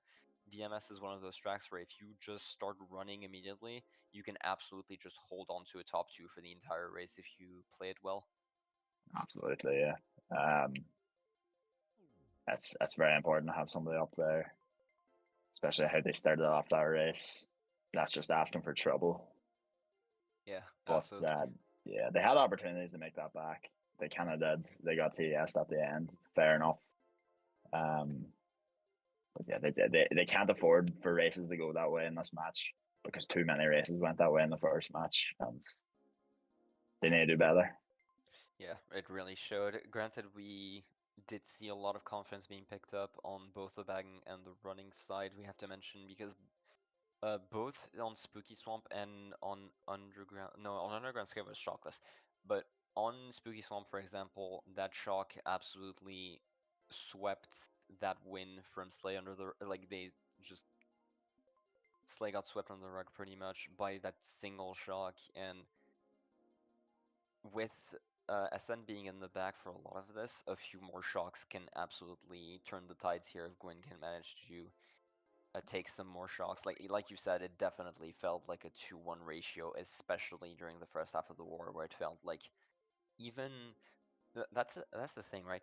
Even without SN not having the shocks, if every race was shockless, Slay would still be winning by quite a lot. It felt like Absolutely. Yeah, Slay's shock usage was good, but even without it, they were still pretty much dominating most races. absolutely. Yeah, I agree with that. Slay were just a better team on all aspects. I think I'm really impressed with players like Keegan Dots, really aggressive, making good plays. Mystique kind of fumbled his way into some good plays. Snez BC 3 comes to mind. That was Yeah, things just kind of worked out from there. But yeah, if they continue playing the way they're playing, I don't see how SN get a win in this match. In all honesty, yeah, I definitely feels like it's definitely Slay's match to lose with the way that first match was going. If SN get a bit more confidence, maybe they can try and shake things up. But with Slay's level of play during this first match is definitely their match to lose, in my opinion. absolutely. Yeah. Either way, I have been informed that Dots' POV should be fixed for us, so we should be able to get back up to a very nice duo POV for the second match at the very least. So in the cases that JC ends up in the back and we don't really have much of a POV in the mid pack or front, we should now be able to switch over to Dots' POV to just get back up there and follow the action a little more closely, which will be heavily appreciated. And I do think once again, Galden, for taking care of that issue in between the matches. Much appreciated. Makes it a lot more fun to cast and most likely to watch for you guys. Either way, with the race started, as we mentioned, in between matches, I'm fully expecting some sort of Siberian and Starry Cityscape track pick to start. Speaking of which, let's switch over to Dots' POV as he is still a bit further in the front for now. Fort Francis is going to be picked, actually, not Siberian Chateau. Hell Pyramid, another option for SN that I should have considered, all that I should have considered, but Fort Francis is definitely not one I was expecting. You'd expect it to be more of a SN track with how really recent it is, but I'm not complaining. It's a really interesting track to start off with if it does end up getting picked. Definitely won't get picked now after that big speech about it. Rambling on Ha! it for about good 1 minute there, Scope. Reverse caster curse. Fort Francis ends up Oh, getting picked. See?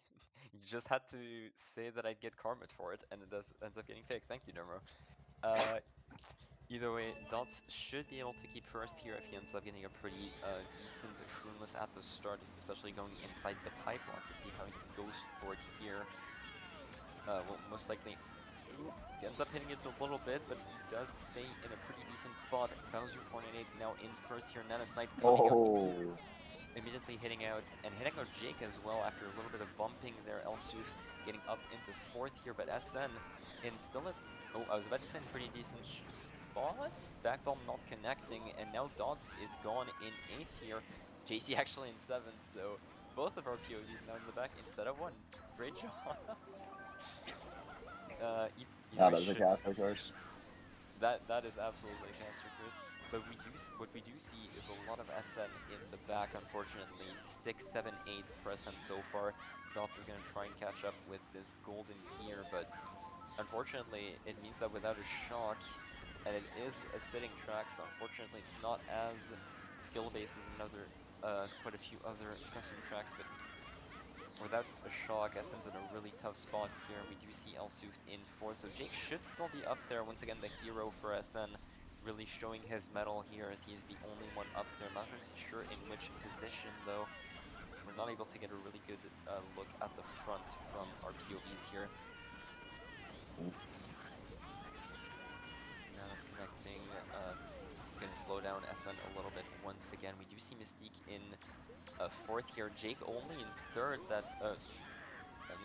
No, only in second, and with Mystique in third, my mistake, someone else falling off the track and ended up straying me here, but Mega on the set of Dots here is absolutely an amazing pull, as I do believe the baggers have gone away from the set here, so one of them should have, and it seems to be Slay, as Jake is shocked onto the plates here, but doesn't end up falling here. Both actually got into a pretty decent spot there. Whoa. Quite a bit of action here, but it seems that SN is actually in a really good spot here. Knowing 1-3, Dots has 1 shroom to Oh 2. my god. We are alive, but it seems that Jake... Oh, never mind, there was just a bit of lag. If Keegan ends up getting head out, this could be a really good race for SN. Red being thrown, not going to connect. 1-3 for SN. A lot different start than we had beforehand. Let's switch over to JC to see the end of that race from the other POV here. Mystique, once again, a bit of lag, not forced to go around, but it seems that it is, at the very least, going to be Oh. 6th place for SN. Yeah, JC making that cut, but unfortunately I don't think it matters much. But still, 1-3-6-8 would even be a much better start than what they got during match 1. Yeah, that was better. That was better for SN. A bit of chaos on the Slay POV there for Dots. I have absolutely no clue how he ended up staying on that top 4 at the end of that lap because there were some near misses, but he did a good job staying alive. But yeah, far better from SN. Woofer coming in clutch. I like to see it from him. He was kind of anonymous in the first game, so if he can score some points in the second game, get a little lead for his team going, that would be brilliant. Yeah, getting a dodge there. I'm admittedly not entirely sure if this was this was a Slay shock or not, because we did see Fulf dodge up into first place with a star here. So it could have been a Slay shock, an SN shock that Dots just ended up predicting with that Mega. But I absolutely agree. Dots being extremely aggressive at the start there, a little bit of a fail with that cut, but not preventing him from getting a really nice snipe onto Bowser immediately, just getting his team into top spots. But that last shock just allowing SN to catch up a little bit. But that's what we were talking about, right? It feels that in Slay's case, their shocks allow them to further the lead that they already have, and in SN, it simply allows them to do a full-on reversal of the race results. Yeah, that's it. Kind of just maybe shocks to survive in some cases, but getting the one race, first race, is always a good way to start, no matter how you get it. So if it was their shock, then they'll take it. They'll take it either way. Ooh, Dots's POV is having a bit of jitters once again, but it seems that it has stabilized for a little bit. Wolf and Jake immediately in top 2. It is their track pick after all. Dots getting a shroom, though, should allow him to get back up there. Those reds don't connect. 2 of them miss, but this one should definitely connect, and it gets Oh, him off. That is a great start for SN here, as Slay's only top spot is pretty much dead in the water at this point. And I might want to switch over to JC's POV once again, as we have a little bit of issues with Dots' POV. We'll have to see if this can be fixed at a later date. But JC getting into second immediately. It seems that Jake might have gotten hit out, unfortunately, getting back up into a mid spot. But JC is going to try and hold on to that second place here, maybe drop that nanotide. Depends on who's behind him, and unfortunately cannot see it. I Looked like really it want was... to see JC not missing these chains. We saw that a lot in match 1. He's kind of missing boxes. He's missing opportunities to back people behind him. We need to see a bit of improvement on that for JC. We do see Elsooth getting up into first, but otherwise that is 2, 3, 4, 5 on the side of SN. Elsooth the only one of Slay up there. It seems that it's an entire reversal of the first match so far. SN having a lot of those top spots for the time being.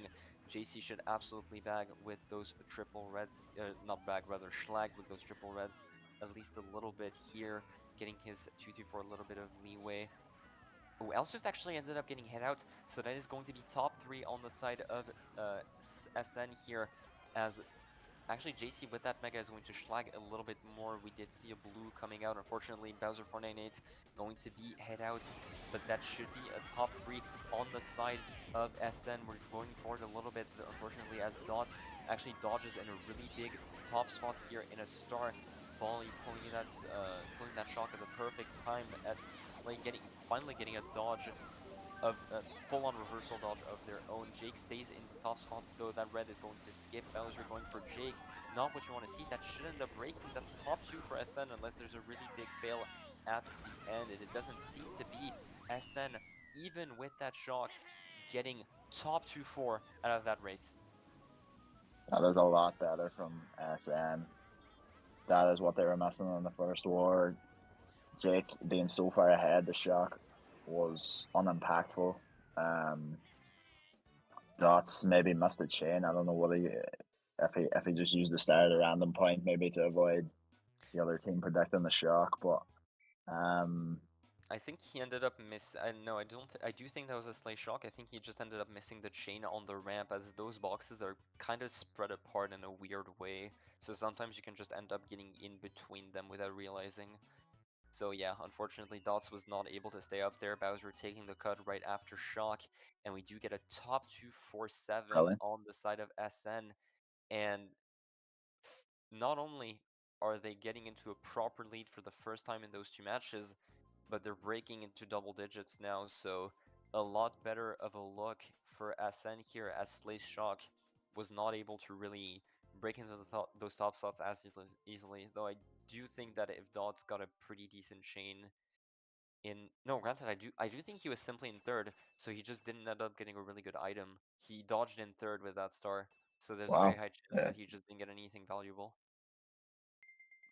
Yeah, so that just goes to show Jake really is able to build up them leads when he's under no pressure. So he's going to want to Yeah. continue that, and Slayer going to want to get him out of that spot immediately with an early blue. Yeah, the pros and cons of having such a big time twirler is that if he's put under any pressure, he can crack a lot easier than online players, but if he's just gone in first, he can absolutely remain that way. Also, welcome back, Murray. Thanks, sorry. Either way, Cosmic Grove being picked by Slay there in those bottom spots, finally having a reason to pick it, and triple greens being pulled, going to be immediately thrown out at the top two, going to head out Bowser 498, green being thrown out, not going to connect onto Jake at the very least, as he's going to be able to stay in those top slots here.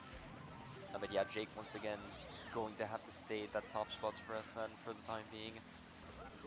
Nana not connecting, but Jake actually ended up failing the Shroomless right as we were complimenting him. That's another caster's curse for you folks.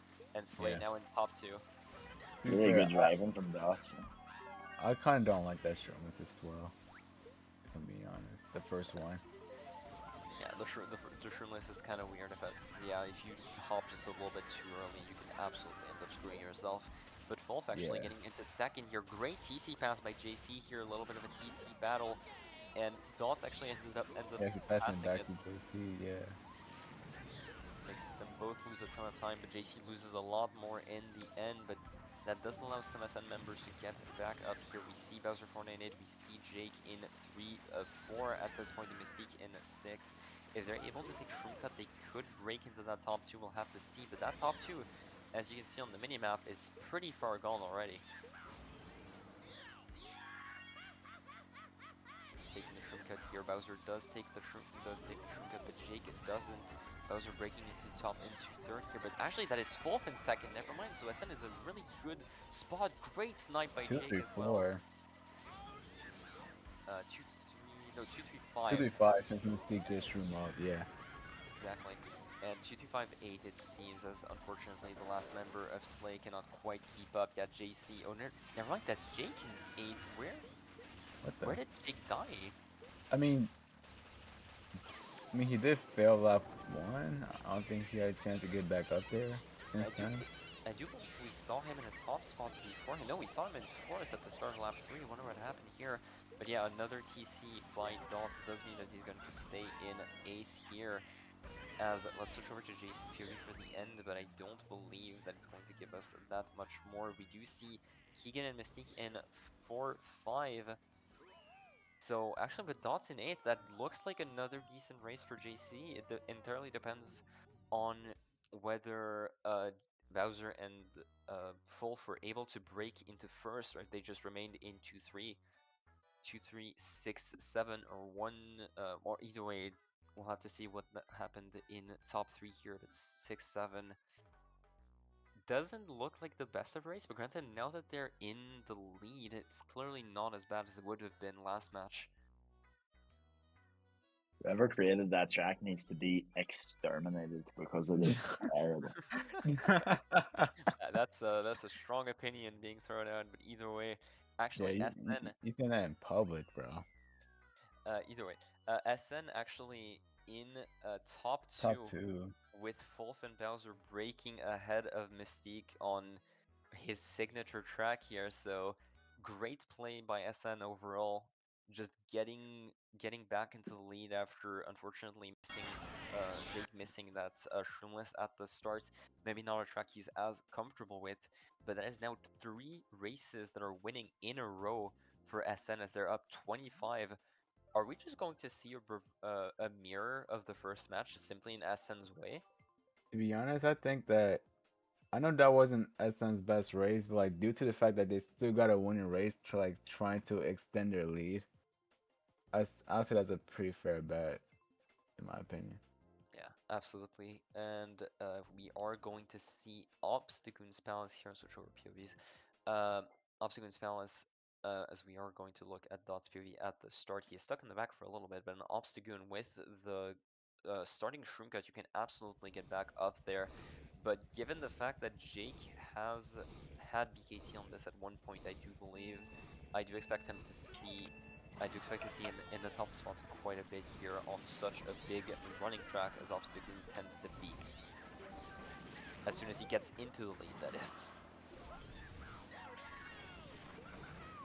Either way, Dot's actually choosing to hold that star at the start. Interesting. Oh, Mystique immediately back Still got bombed. bombed. That does look like a lot of SN in the front here. Pretty much 3 out of the top 5 here, it looks like, as someone failed that Shroomless, unfortunately. 1-3 for SN at this point, though, but it does mean Ooh. Keegan got hit out as Actually, well. top 2 for SN. Dots getting a star in a second at this point. That's green from Fulf, unfortunately not going to connect at all. JC into first, both our POVs now in top 2, but one of them definitely having a much stronger item than the other, as Dots was just able to get into second without using a single item since the start, and simply going to use that star, immediately going to try and head out JC to further that lead in first. JC forces slow down, and that does mean that Dots is going to be pretty much running away with that first place here as long as no blue is thrown or no really big shock plays happen or simply any misplays on any of them. It's a very risky usage of that star because having the star in such a high spot is such an advantage. So I feel like maybe he could have held on to that going into lap 2. I don't think he would have lost many spots to the people taking the cut. If he held it, maybe it would have been around 4th. So Okay. Gets it back on someone, not exactly sure who, but I do believe that was partially because of how far in the front SN were in general. It seems that they were at least 2-3-5, so maybe he felt 1-3-5 rather. So maybe he felt a little bit pressured to use that star and get the top spot that his team needed to try and get back into the race. Oh, Jake actually speak of the devil at the start of the race, and he shall appear on lap 3 in the lead here. Wonder if he has any more shrooms in the front. Shock is getting used as blue is thrown. Actually, Jake immediately ending up getting blued, and both redded by Dots. Will this red connect? It oh, does, Got but it red in does. the cut. yeah, I no mean, he shroom. had the shroom, so that's good for him. Yeah, simply holding his room before getting hit by the red. Good play by Fulf overall as he ends up getting in first here. Once again, the most silent member of SN in match 1 getting back up there almost immediately. And it should stay in first as long as Dots does... Oh, there's another blue actually being thrown. That's 2 blues for SN in a single lap for both Jake and Fulf, as now Dots is back into first place. Wonder if he can hold that, and guess for how long. We do see, I believe, Bowser in second here. That POW is really gonna throw him for a loop here. Jake actually being the one in first. It is a duel of Dots and Jake for the ending here. Will we see a draft come out? Will we see anything? Bowser actually sneaking into the lead in first, and that is top 2 Top for 2. SN. There you Top go. 2, 5. Wait. Yeah, top 2, 5, yeah. I'll have to see. Ooh, Wait. yeah, not getting headouts. Top 2, 5, 7 for SN on their track pick. Jake getting back up into the lead after losing it by getting blued, and Bowser 498, which we hadn't seen this entire race pretty much, making a silent comeback here into first place by taking the cut lap 3. Really big race for SN, even with 2 blues at lap 3. That is a massive, massive race for them considering what happened. Yeah, there's been a massive improvement from SN this war. I think this Woofer player, he's definitely turned up the heat, and yes, they can't really handle 4 players who are playing well now. JC still no, well, he was holding a few bad items there. They got Blueprint 5, so I can't really blame him too much. But it's good to see Woofer show up for the team. They're going to need a bit more of that, I think, in the next 2 GPs. I feel like the momentum might swing back Slay's way at some point, so SN might need to hold on. But we'll see. We'll see what happens. Yeah, I will say, funnily enough, that lead that they have at the end of that first GP is at 1 point difference, the lead that Slay had at the end of race 3. So they're not quite on the same pace. They are still pretty much as far ahead as they could be, given the sheer amount of blues and shocks that have been going Slay's way within those first 4 races. But so far, SN showing a lot better of a level of play that they were during the first match, as Underground Sky is picked with Jake and Bowser in top 2. That's a pretty scary sight if you're Slay. Yes, they need to be getting up there fast, getting us first. Well, they might struggle to get an item at the first set since there's only 3 boxes, but they need to be getting items quickly and getting up there by the end of lap 1. It like 498 got bumped off early because I don't see it in the front anymore. Seems like it. Jake got drafted through a green back, but unfortunately Dots with that draft wasn't able to get the Shroomless as well as he wanted to. And now that it's a top 2 for SN, Slay in third. Dots actually fighting with, I do believe that is Bowser in 5th, so SN in top 2-5 having a really good showing so far. That's actually JC, I do believe, seeing the other POV. There's a Shroomless coming out, and yeah, that is exactly what I was mentioning in between the matches here. The difference between a good and a bad Shroomless is immense on this track, and we see it right away as Bowser sneaks his way into 4th here. Yeah, JC forced to hold the blue, and getting a good Shroomless actually punishes him here. Let's switch over to Dots POV. JC is pretty much holding this blue for the entire race. We do see Keegan in 6 as well, Bowser in 5th, sorry, as Bowser is in 4th place here. At the very least, we know one member of SN is still in the front as blue was held for, at the very least, that long. That's not sure if it was thrown. Did see first place spinning for a bit. No, it seems that blue was still held on the side of JC, so Jake should still be in first for the time being, which means that they're still in 3-4. And with Elsuth being backed out, that is top 3 for SN, with Jake being the spearhead in first here. Dots does have to shroom, so he's going to be able to try and break into the top 3 for at least a little bit. Getting up into second, but with no chain. If SN have at the very least a few items, back green by Jake, not connecting, but there's the red. Does it break on the wall? It does. Does Bowser have any more in the tank? It doesn't seem like it. Dots salvaging the race for his team, but is still 1-3 for SN at the bare minimum. It was well played from Doss to get a salvage there.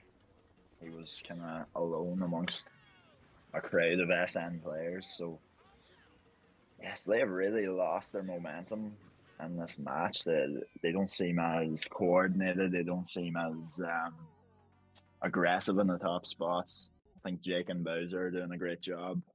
This war staying in those top spots. They're really struggling to get them out. So yeah, unless we see a little change in momentum, that's another good race for SN. Yeah, that is 1-3-4-8 on the side of SN. JC getting 8th, but really can't be blamed for that. He was pretty much Jake's blue slave the entire race, so really can't be blamed, just guaranteeing your top spot.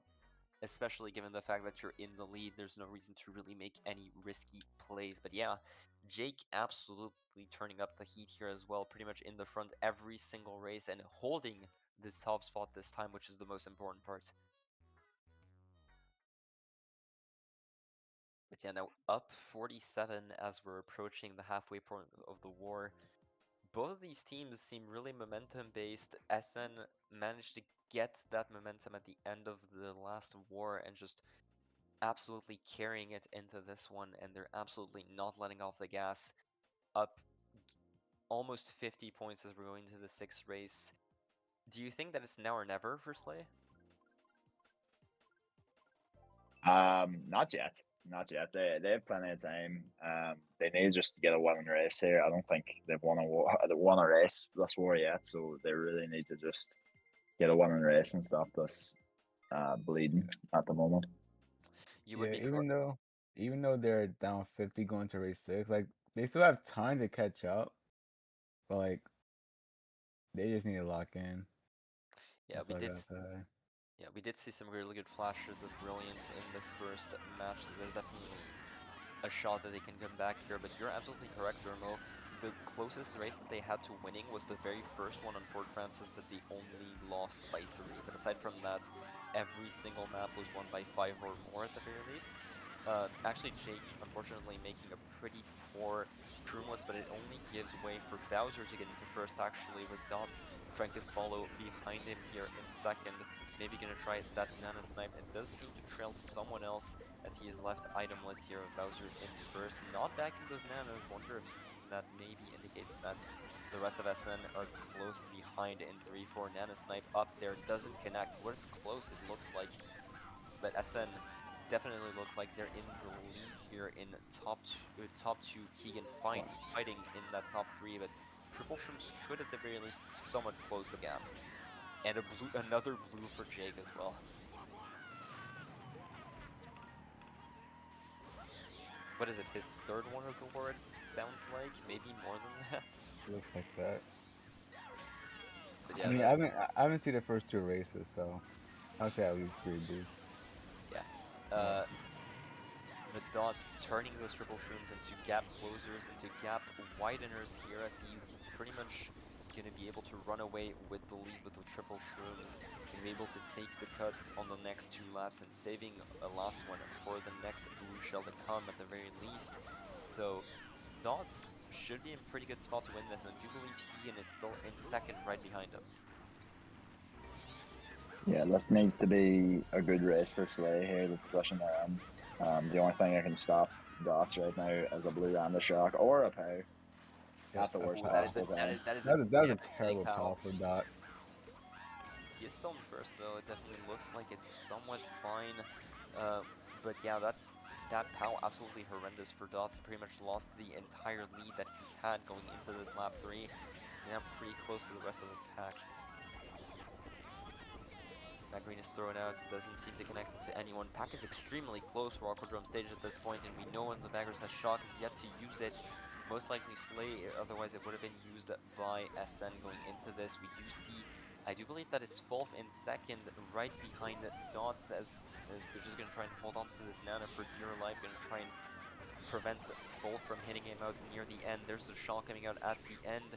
Do we see anyone dodging coming up? We do see No dodges. Fulf in second. Oh, could have been could have been JC No, dodging no, at the end. Keegan did dodge at the very end, but wait, did he? Oh No, he got no. shocked out. They both got No. shocked out, so it was Oh, obviously JC trying to time it to the Bills end or vice versa, and didn't work out. So yeah, good race for Slay, I think. Yeah, Slay definitely got the better race here as SN ended up getting 6-7, I do believe.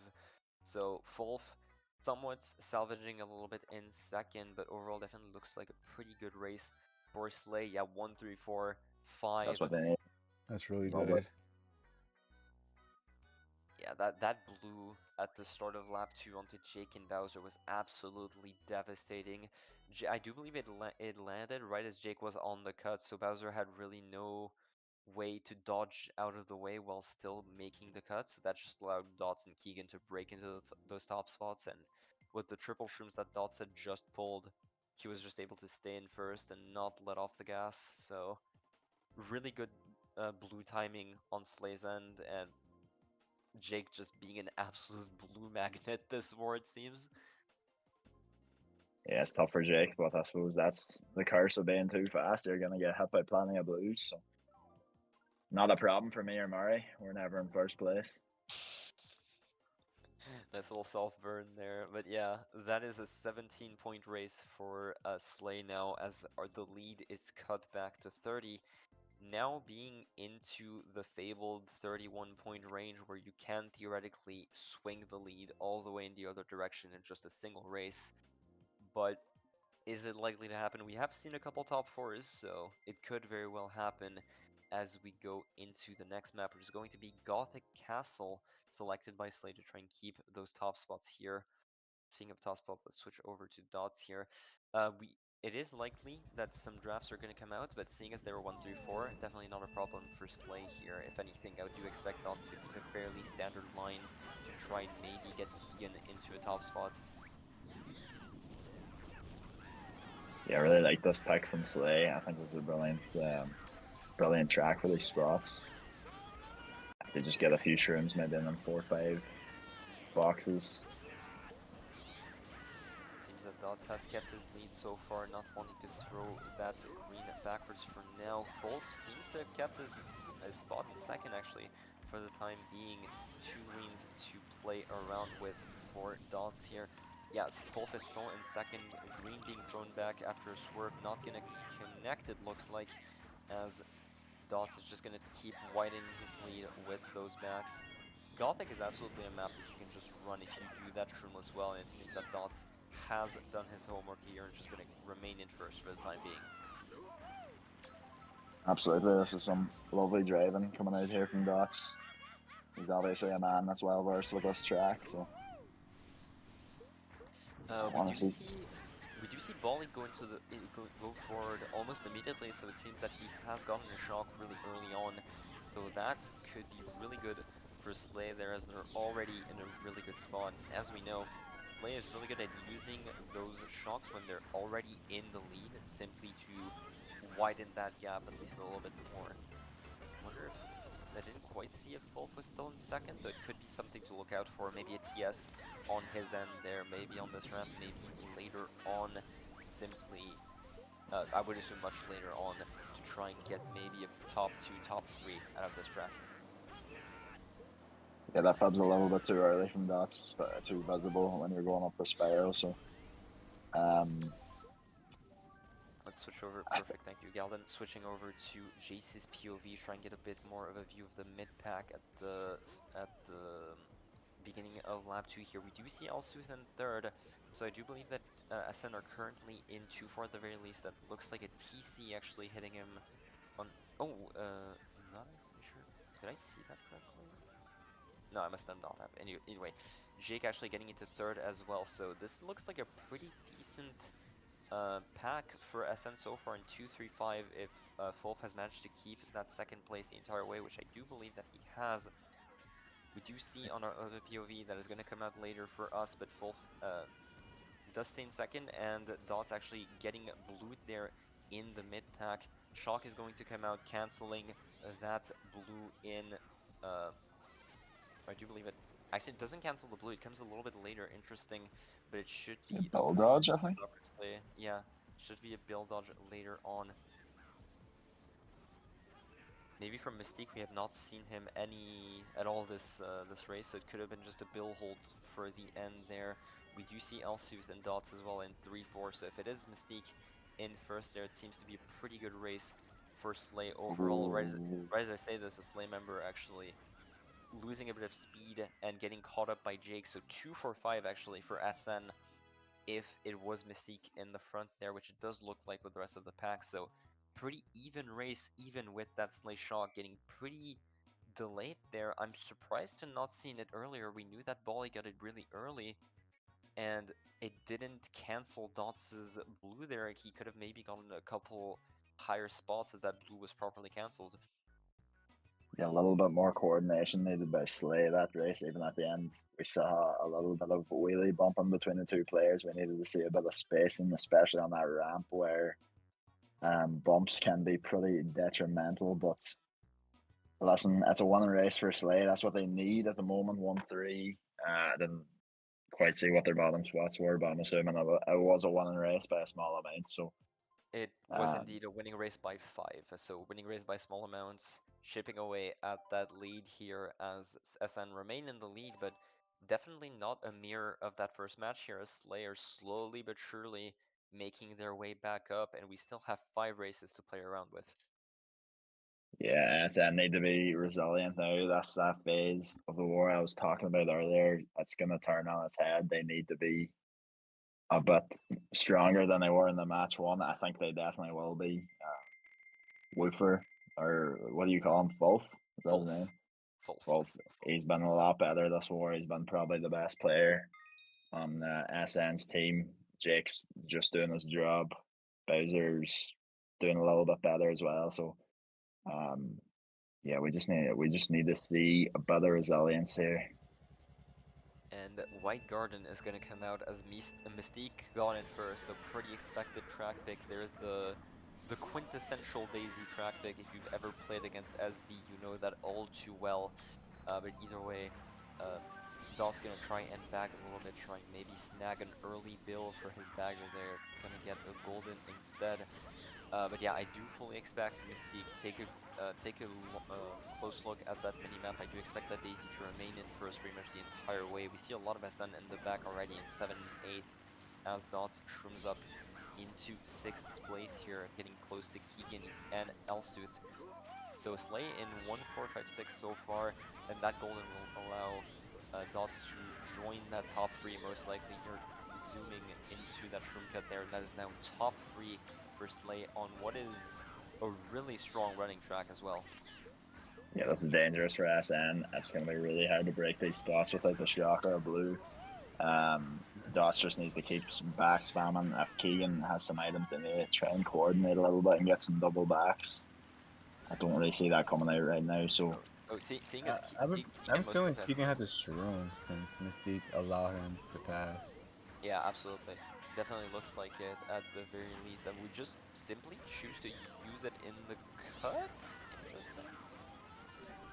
I think Mistake is just going to get held up anyway. Oh, we see. Oh, Oh, Jake's doing a good job putting the pressure reds on. broke on the reds broke on one another. Jake didn't get hit because both 3 and 4 both for reds, and they just broke. The Nana being chucked last lap by Dots actually connecting onto Keegan, so Jake getting into first now. So it could be pretty bad depending on who has shock. We know a bagger has both baggers fighting a little bit near the finish line. So if it is an SN shock and it comes out on Jake's cut, it could be really big. The shock could be really impactful no matter who has it, really. Yeah, I think we see a pretty safe 2-3-4 coming out here from Slay. Jake did No, an unbelievable no, job. I think Mystique took over first at the very end. Could have been, I I'm just not quite sure. yeah, I That would just be an saw a unbelievable Daisy. pass.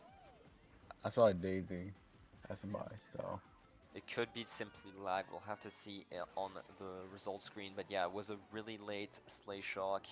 Just getting Elsuth back into 6th, I do believe, or 5th. Possibly 5th. I think that could have been a bottom 3 on the side of SN. Let's switch over to Daws's POV as the race results should appear sooner. But yeah, that is a really big race for Slay. You're right, Mystique Oh, did end wow. up passing him. That's one, Well three, four, spotted, right? five.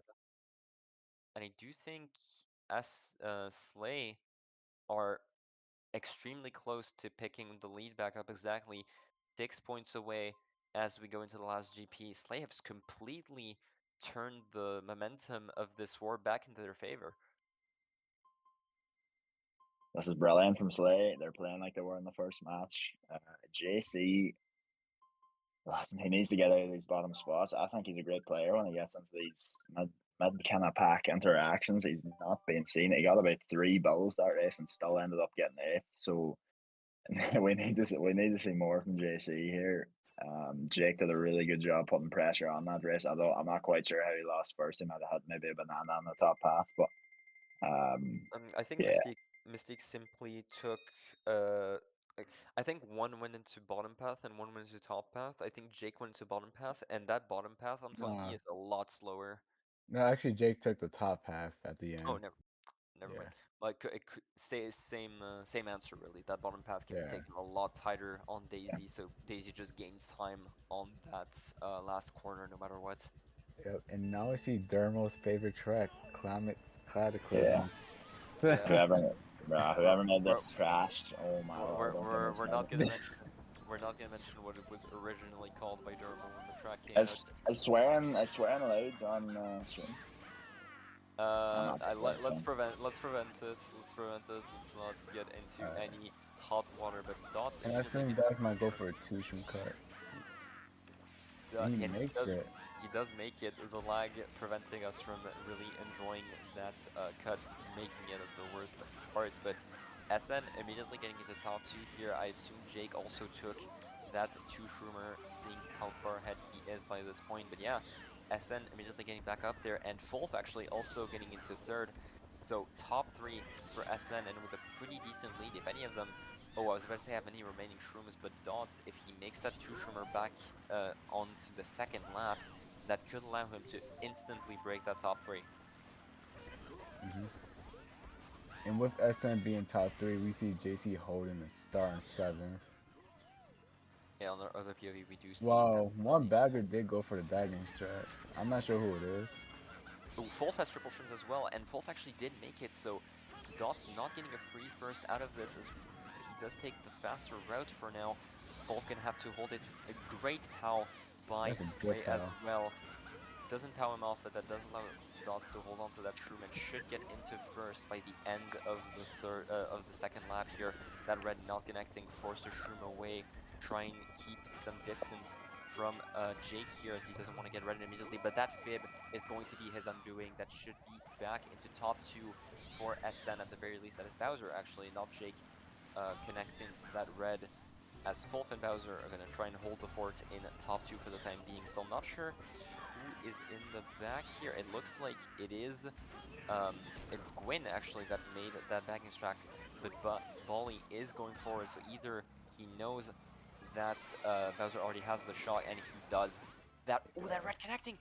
That red connecting, and that prevents him from grabbing the star. That's a huge pickup for SN, as JC is going to dodge in that star. It is going to be a little bit further back, but that is a huge shock for Yes. for SN Oh, here.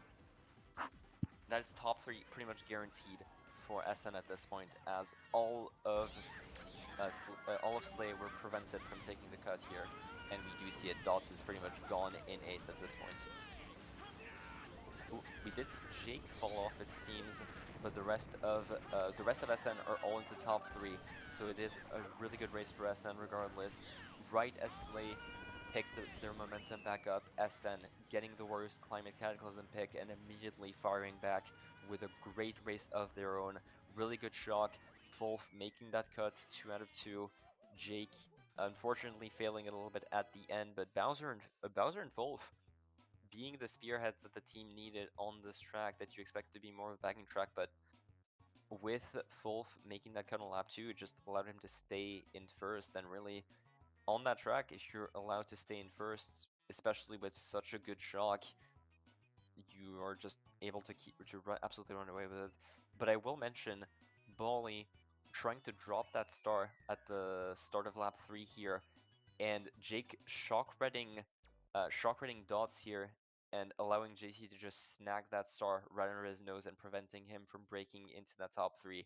Magnificent play from SN with that shock. Yeah, listen, that's what I was talking about earlier with JC. That was great awareness from him. That's the kind of difference he can make in those kind of situations. I'm assuming that was his shot call as well. Great shot call, great star pickup on the other team. Yeah, it was just really well played from him. That's where he needs to be more often. He needs to be in that mid pack, holding those items. Great shot pull from Gwen, and listen, it's going to be hard for Slade to shake that one off now, because it's back up to above a 20 lead. So they'll need to improve once again. Yeah, absolutely. Back up to a 23-point lead on the side of SN. And here, I gotta say it, 1 or 2 more good races for SN could absolutely spell curtains, and Sandy Clock Tower is absolutely the kind of pick that you want if you're SN to extend that lead. Don't get me started on this track either. We're just getting all your favorites, it seems. But yeah, This is brutal. a really good running track. Pretty common of a pick for SN, as we know, more favor towards those newer tracks. Pretty ever since the last Shroomless got taken away, this has been a pretty clear-cut running track, and SN have been favoring it for quite a few seasons now, alongside a few new gen teams.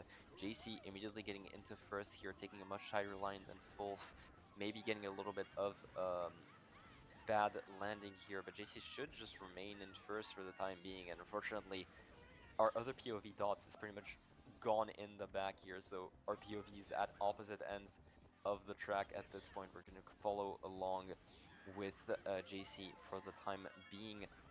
But yeah, SN just getting an extremely good start for the time being, and on Sandy Clock Tower, if you don't get shocked, that could pretty much spell curtains for Slay already.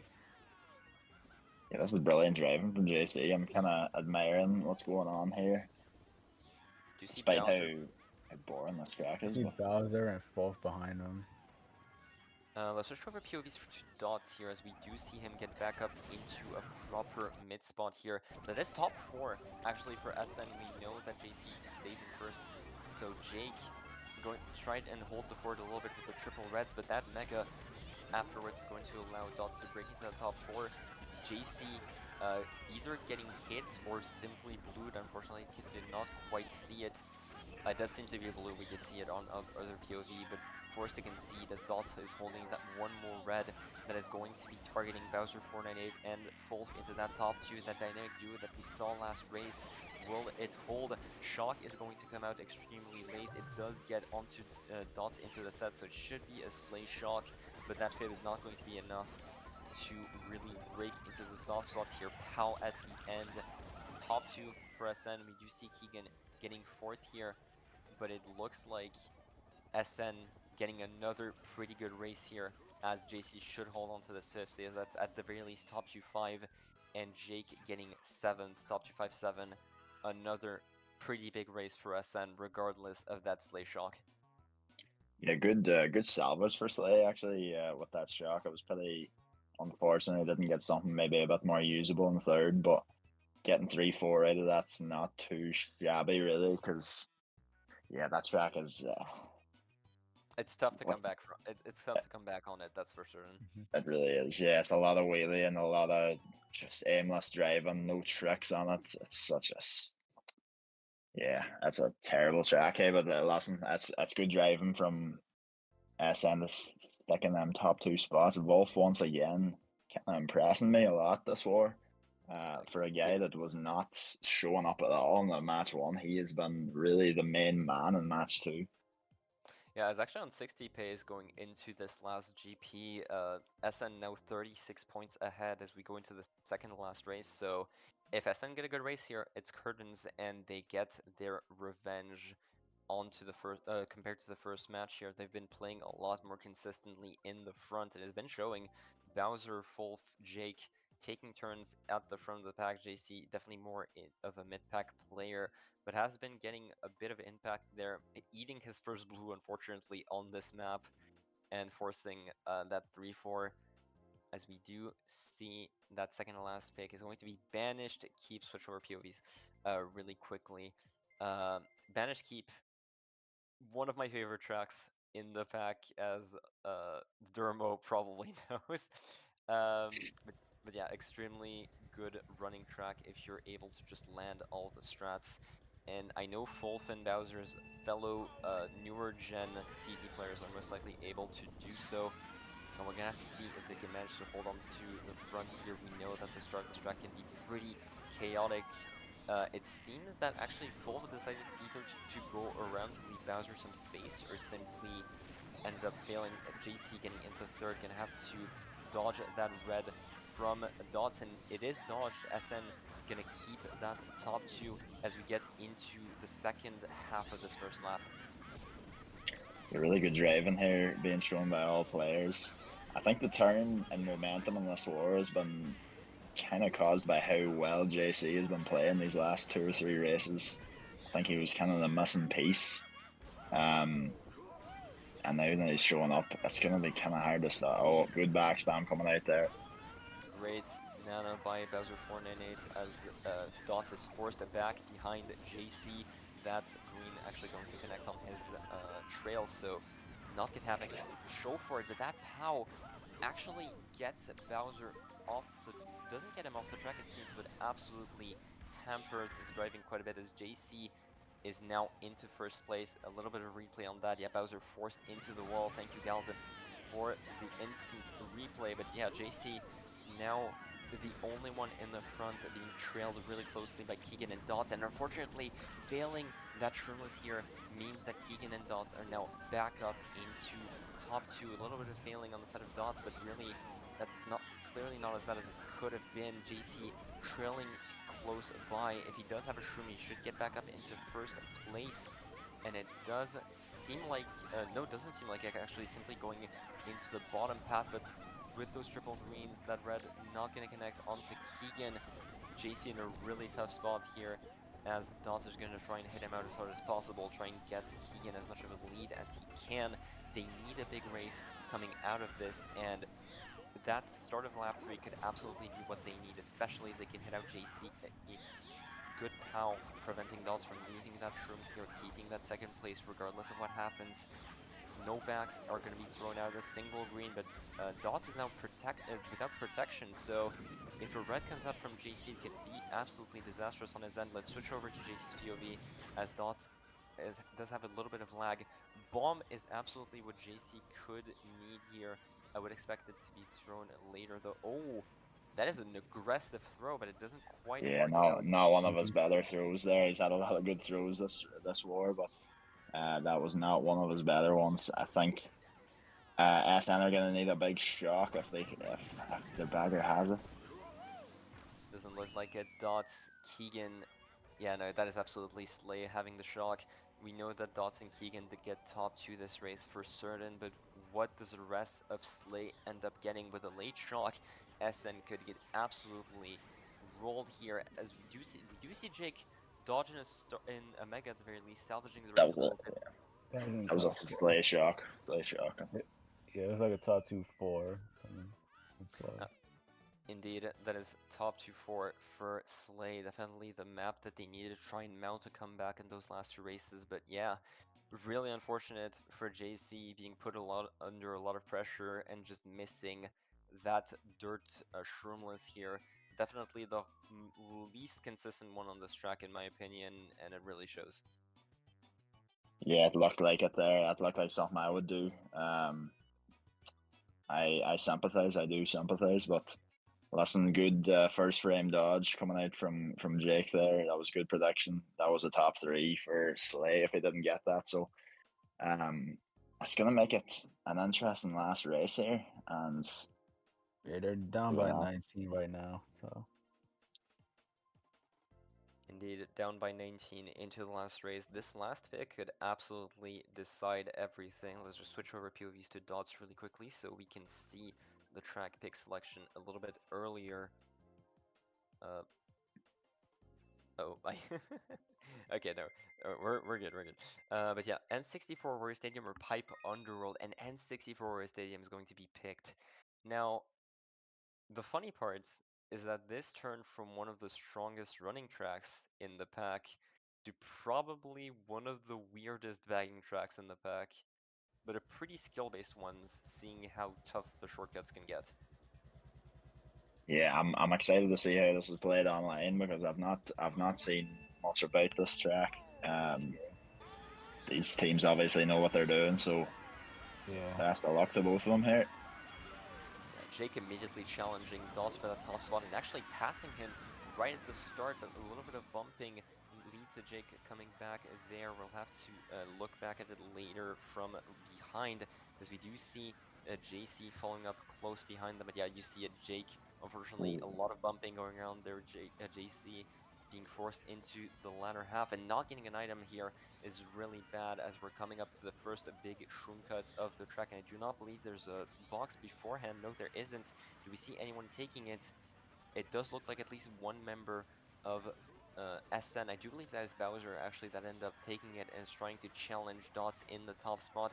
If we switch over to Dalton's POV really quickly. We do see that Bowser actually got into first place, and I possibly could have more shrooms for the next cut coming up here. Depends on what he decides to do with those shrooms. Maybe Oh, that fog was Oh, nice actually very play. nice. very nice attempt, but yeah, Bowser is gonna probably stay in the front for quite a bit. Blue is thrown. Never mind, no more shrooms. As right as I say this, Bowser is blued out, but they SN just need to prevent first, and they pretty much win this war. So that blue, really unfortunate for them. Yeah, listen, if Slayer up here, this is a bad situation for SN to be in. Good target pool coming out. Let's check it immediately. Let's switch over POVs to JC as we roll back the clock a little bit, and it seems that JC and Bowser in 2-3, so SN are the ones up there. In the end, Pow does unfortunately need the Oh, defenseless Oh, against these that Reds. red. And Slay moving up to strike here as they're now in 1-3-4 SN. They need this last lap to be good here. Not exactly sure what the shock situation here. One of the baggers seems to be hiding at the end of the straight line here. Depending on who he is, we can maybe figure out how this race is going to go. Couldn't quite see the nameplate, unfortunately. SN kind of reserved into a bottom two here. This is Yeah, if they don't have shock, this can be disastrous for SN. We do see a star coming Jake out, and 498 are up there. and that's his That's definitely Oh, an excellent shot right there. and star right after. This could spell curtains for Slay oh, right now. Ah, JC does get back up there. That looks like top two for Slay though. hold up. Wait, oh, hold up. top two Is that four, top four? maybe. That's top These are the four. top 2, 4, 5. No, I'm not I sure. think I saw some SN names. I don't I know. do think some SN names were there, but that could be it. SN could have lost this on the very last race. We'll have to see what it ends up being here. Drum roll, please. Oh, it's That is close. That's That is close. top Oh, two I four. don't know what that That's was. I top need two to four get the six for Slay, and in our bot we see it. That is an SN win by 2 points. Oh, dang. Actually, no. Wait, bagger points are wrong. Bagger points are wrong. Like 6-6.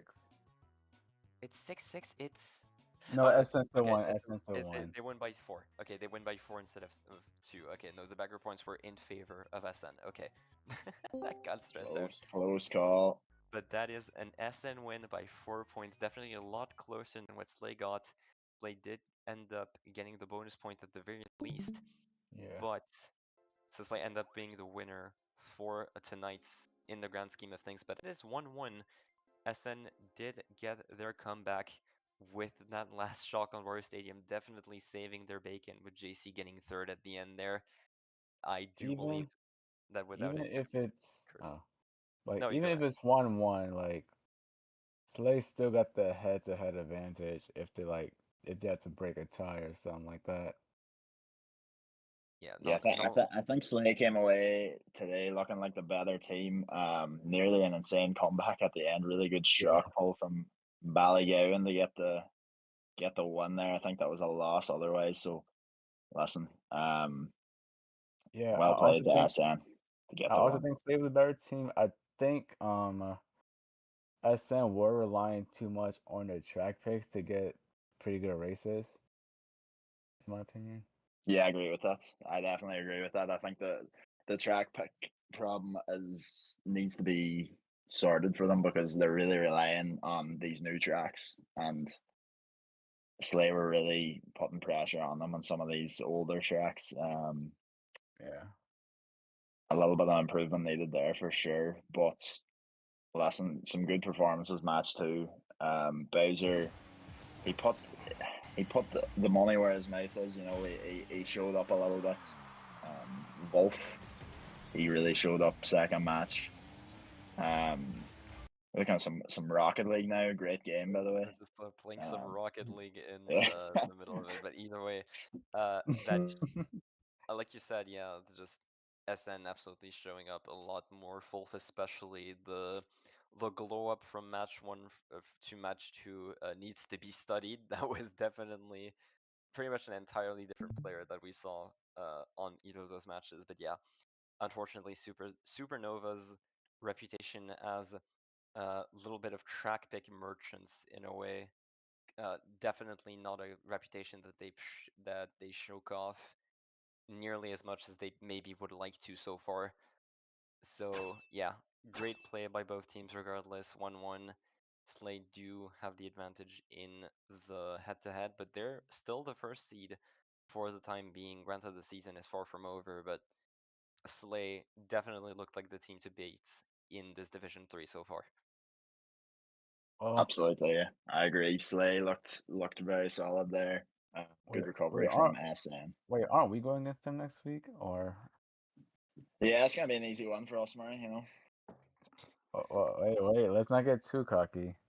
Nah, bro, I, I, bro, I will I mean, bro, I will bro, witness your downfall with glee anyway. that's crazy. like I haven't practiced. I haven't played CTGP in a long time. So Why are you saying this on stream, bro? This is a private conversation kind of deal here. This is no everybody. Murray's been playing 24/7. He's hitting some CT tops. Don't no, worry. let the stream hear it. Yeah, No, I'm just name gonna one say track. I was Name gonna one say track. CTGP sucks. Everyone play Luminous that's Nobly crazy. tonight. All right. I just All want to right. say, everybody, thanks to Galvin for stream hosting because it's a very thankless job, but he did a really good job today. So thank you very much. And yeah, you looked pretty trash at Rocket League from what I saw, but yeah, good stuff with the stream hosting. Yeah, Yeah, absolutely. you did a very good job. Yeah. Thank you, Galden. Thank you, Murray and Dermo, for casting this match along with me. It was a very fun ride. Thank you for the viewers as well for always being there, just watching the Mario Kart antics that unfold, no matter if it's high div, low div. Always fun to see you guys here. And I think we're just going to call it here. So, once again, thanks everyone for watching. And we'll hopefully see you later for more Custom Track Cup casting goodness. Good games. Later.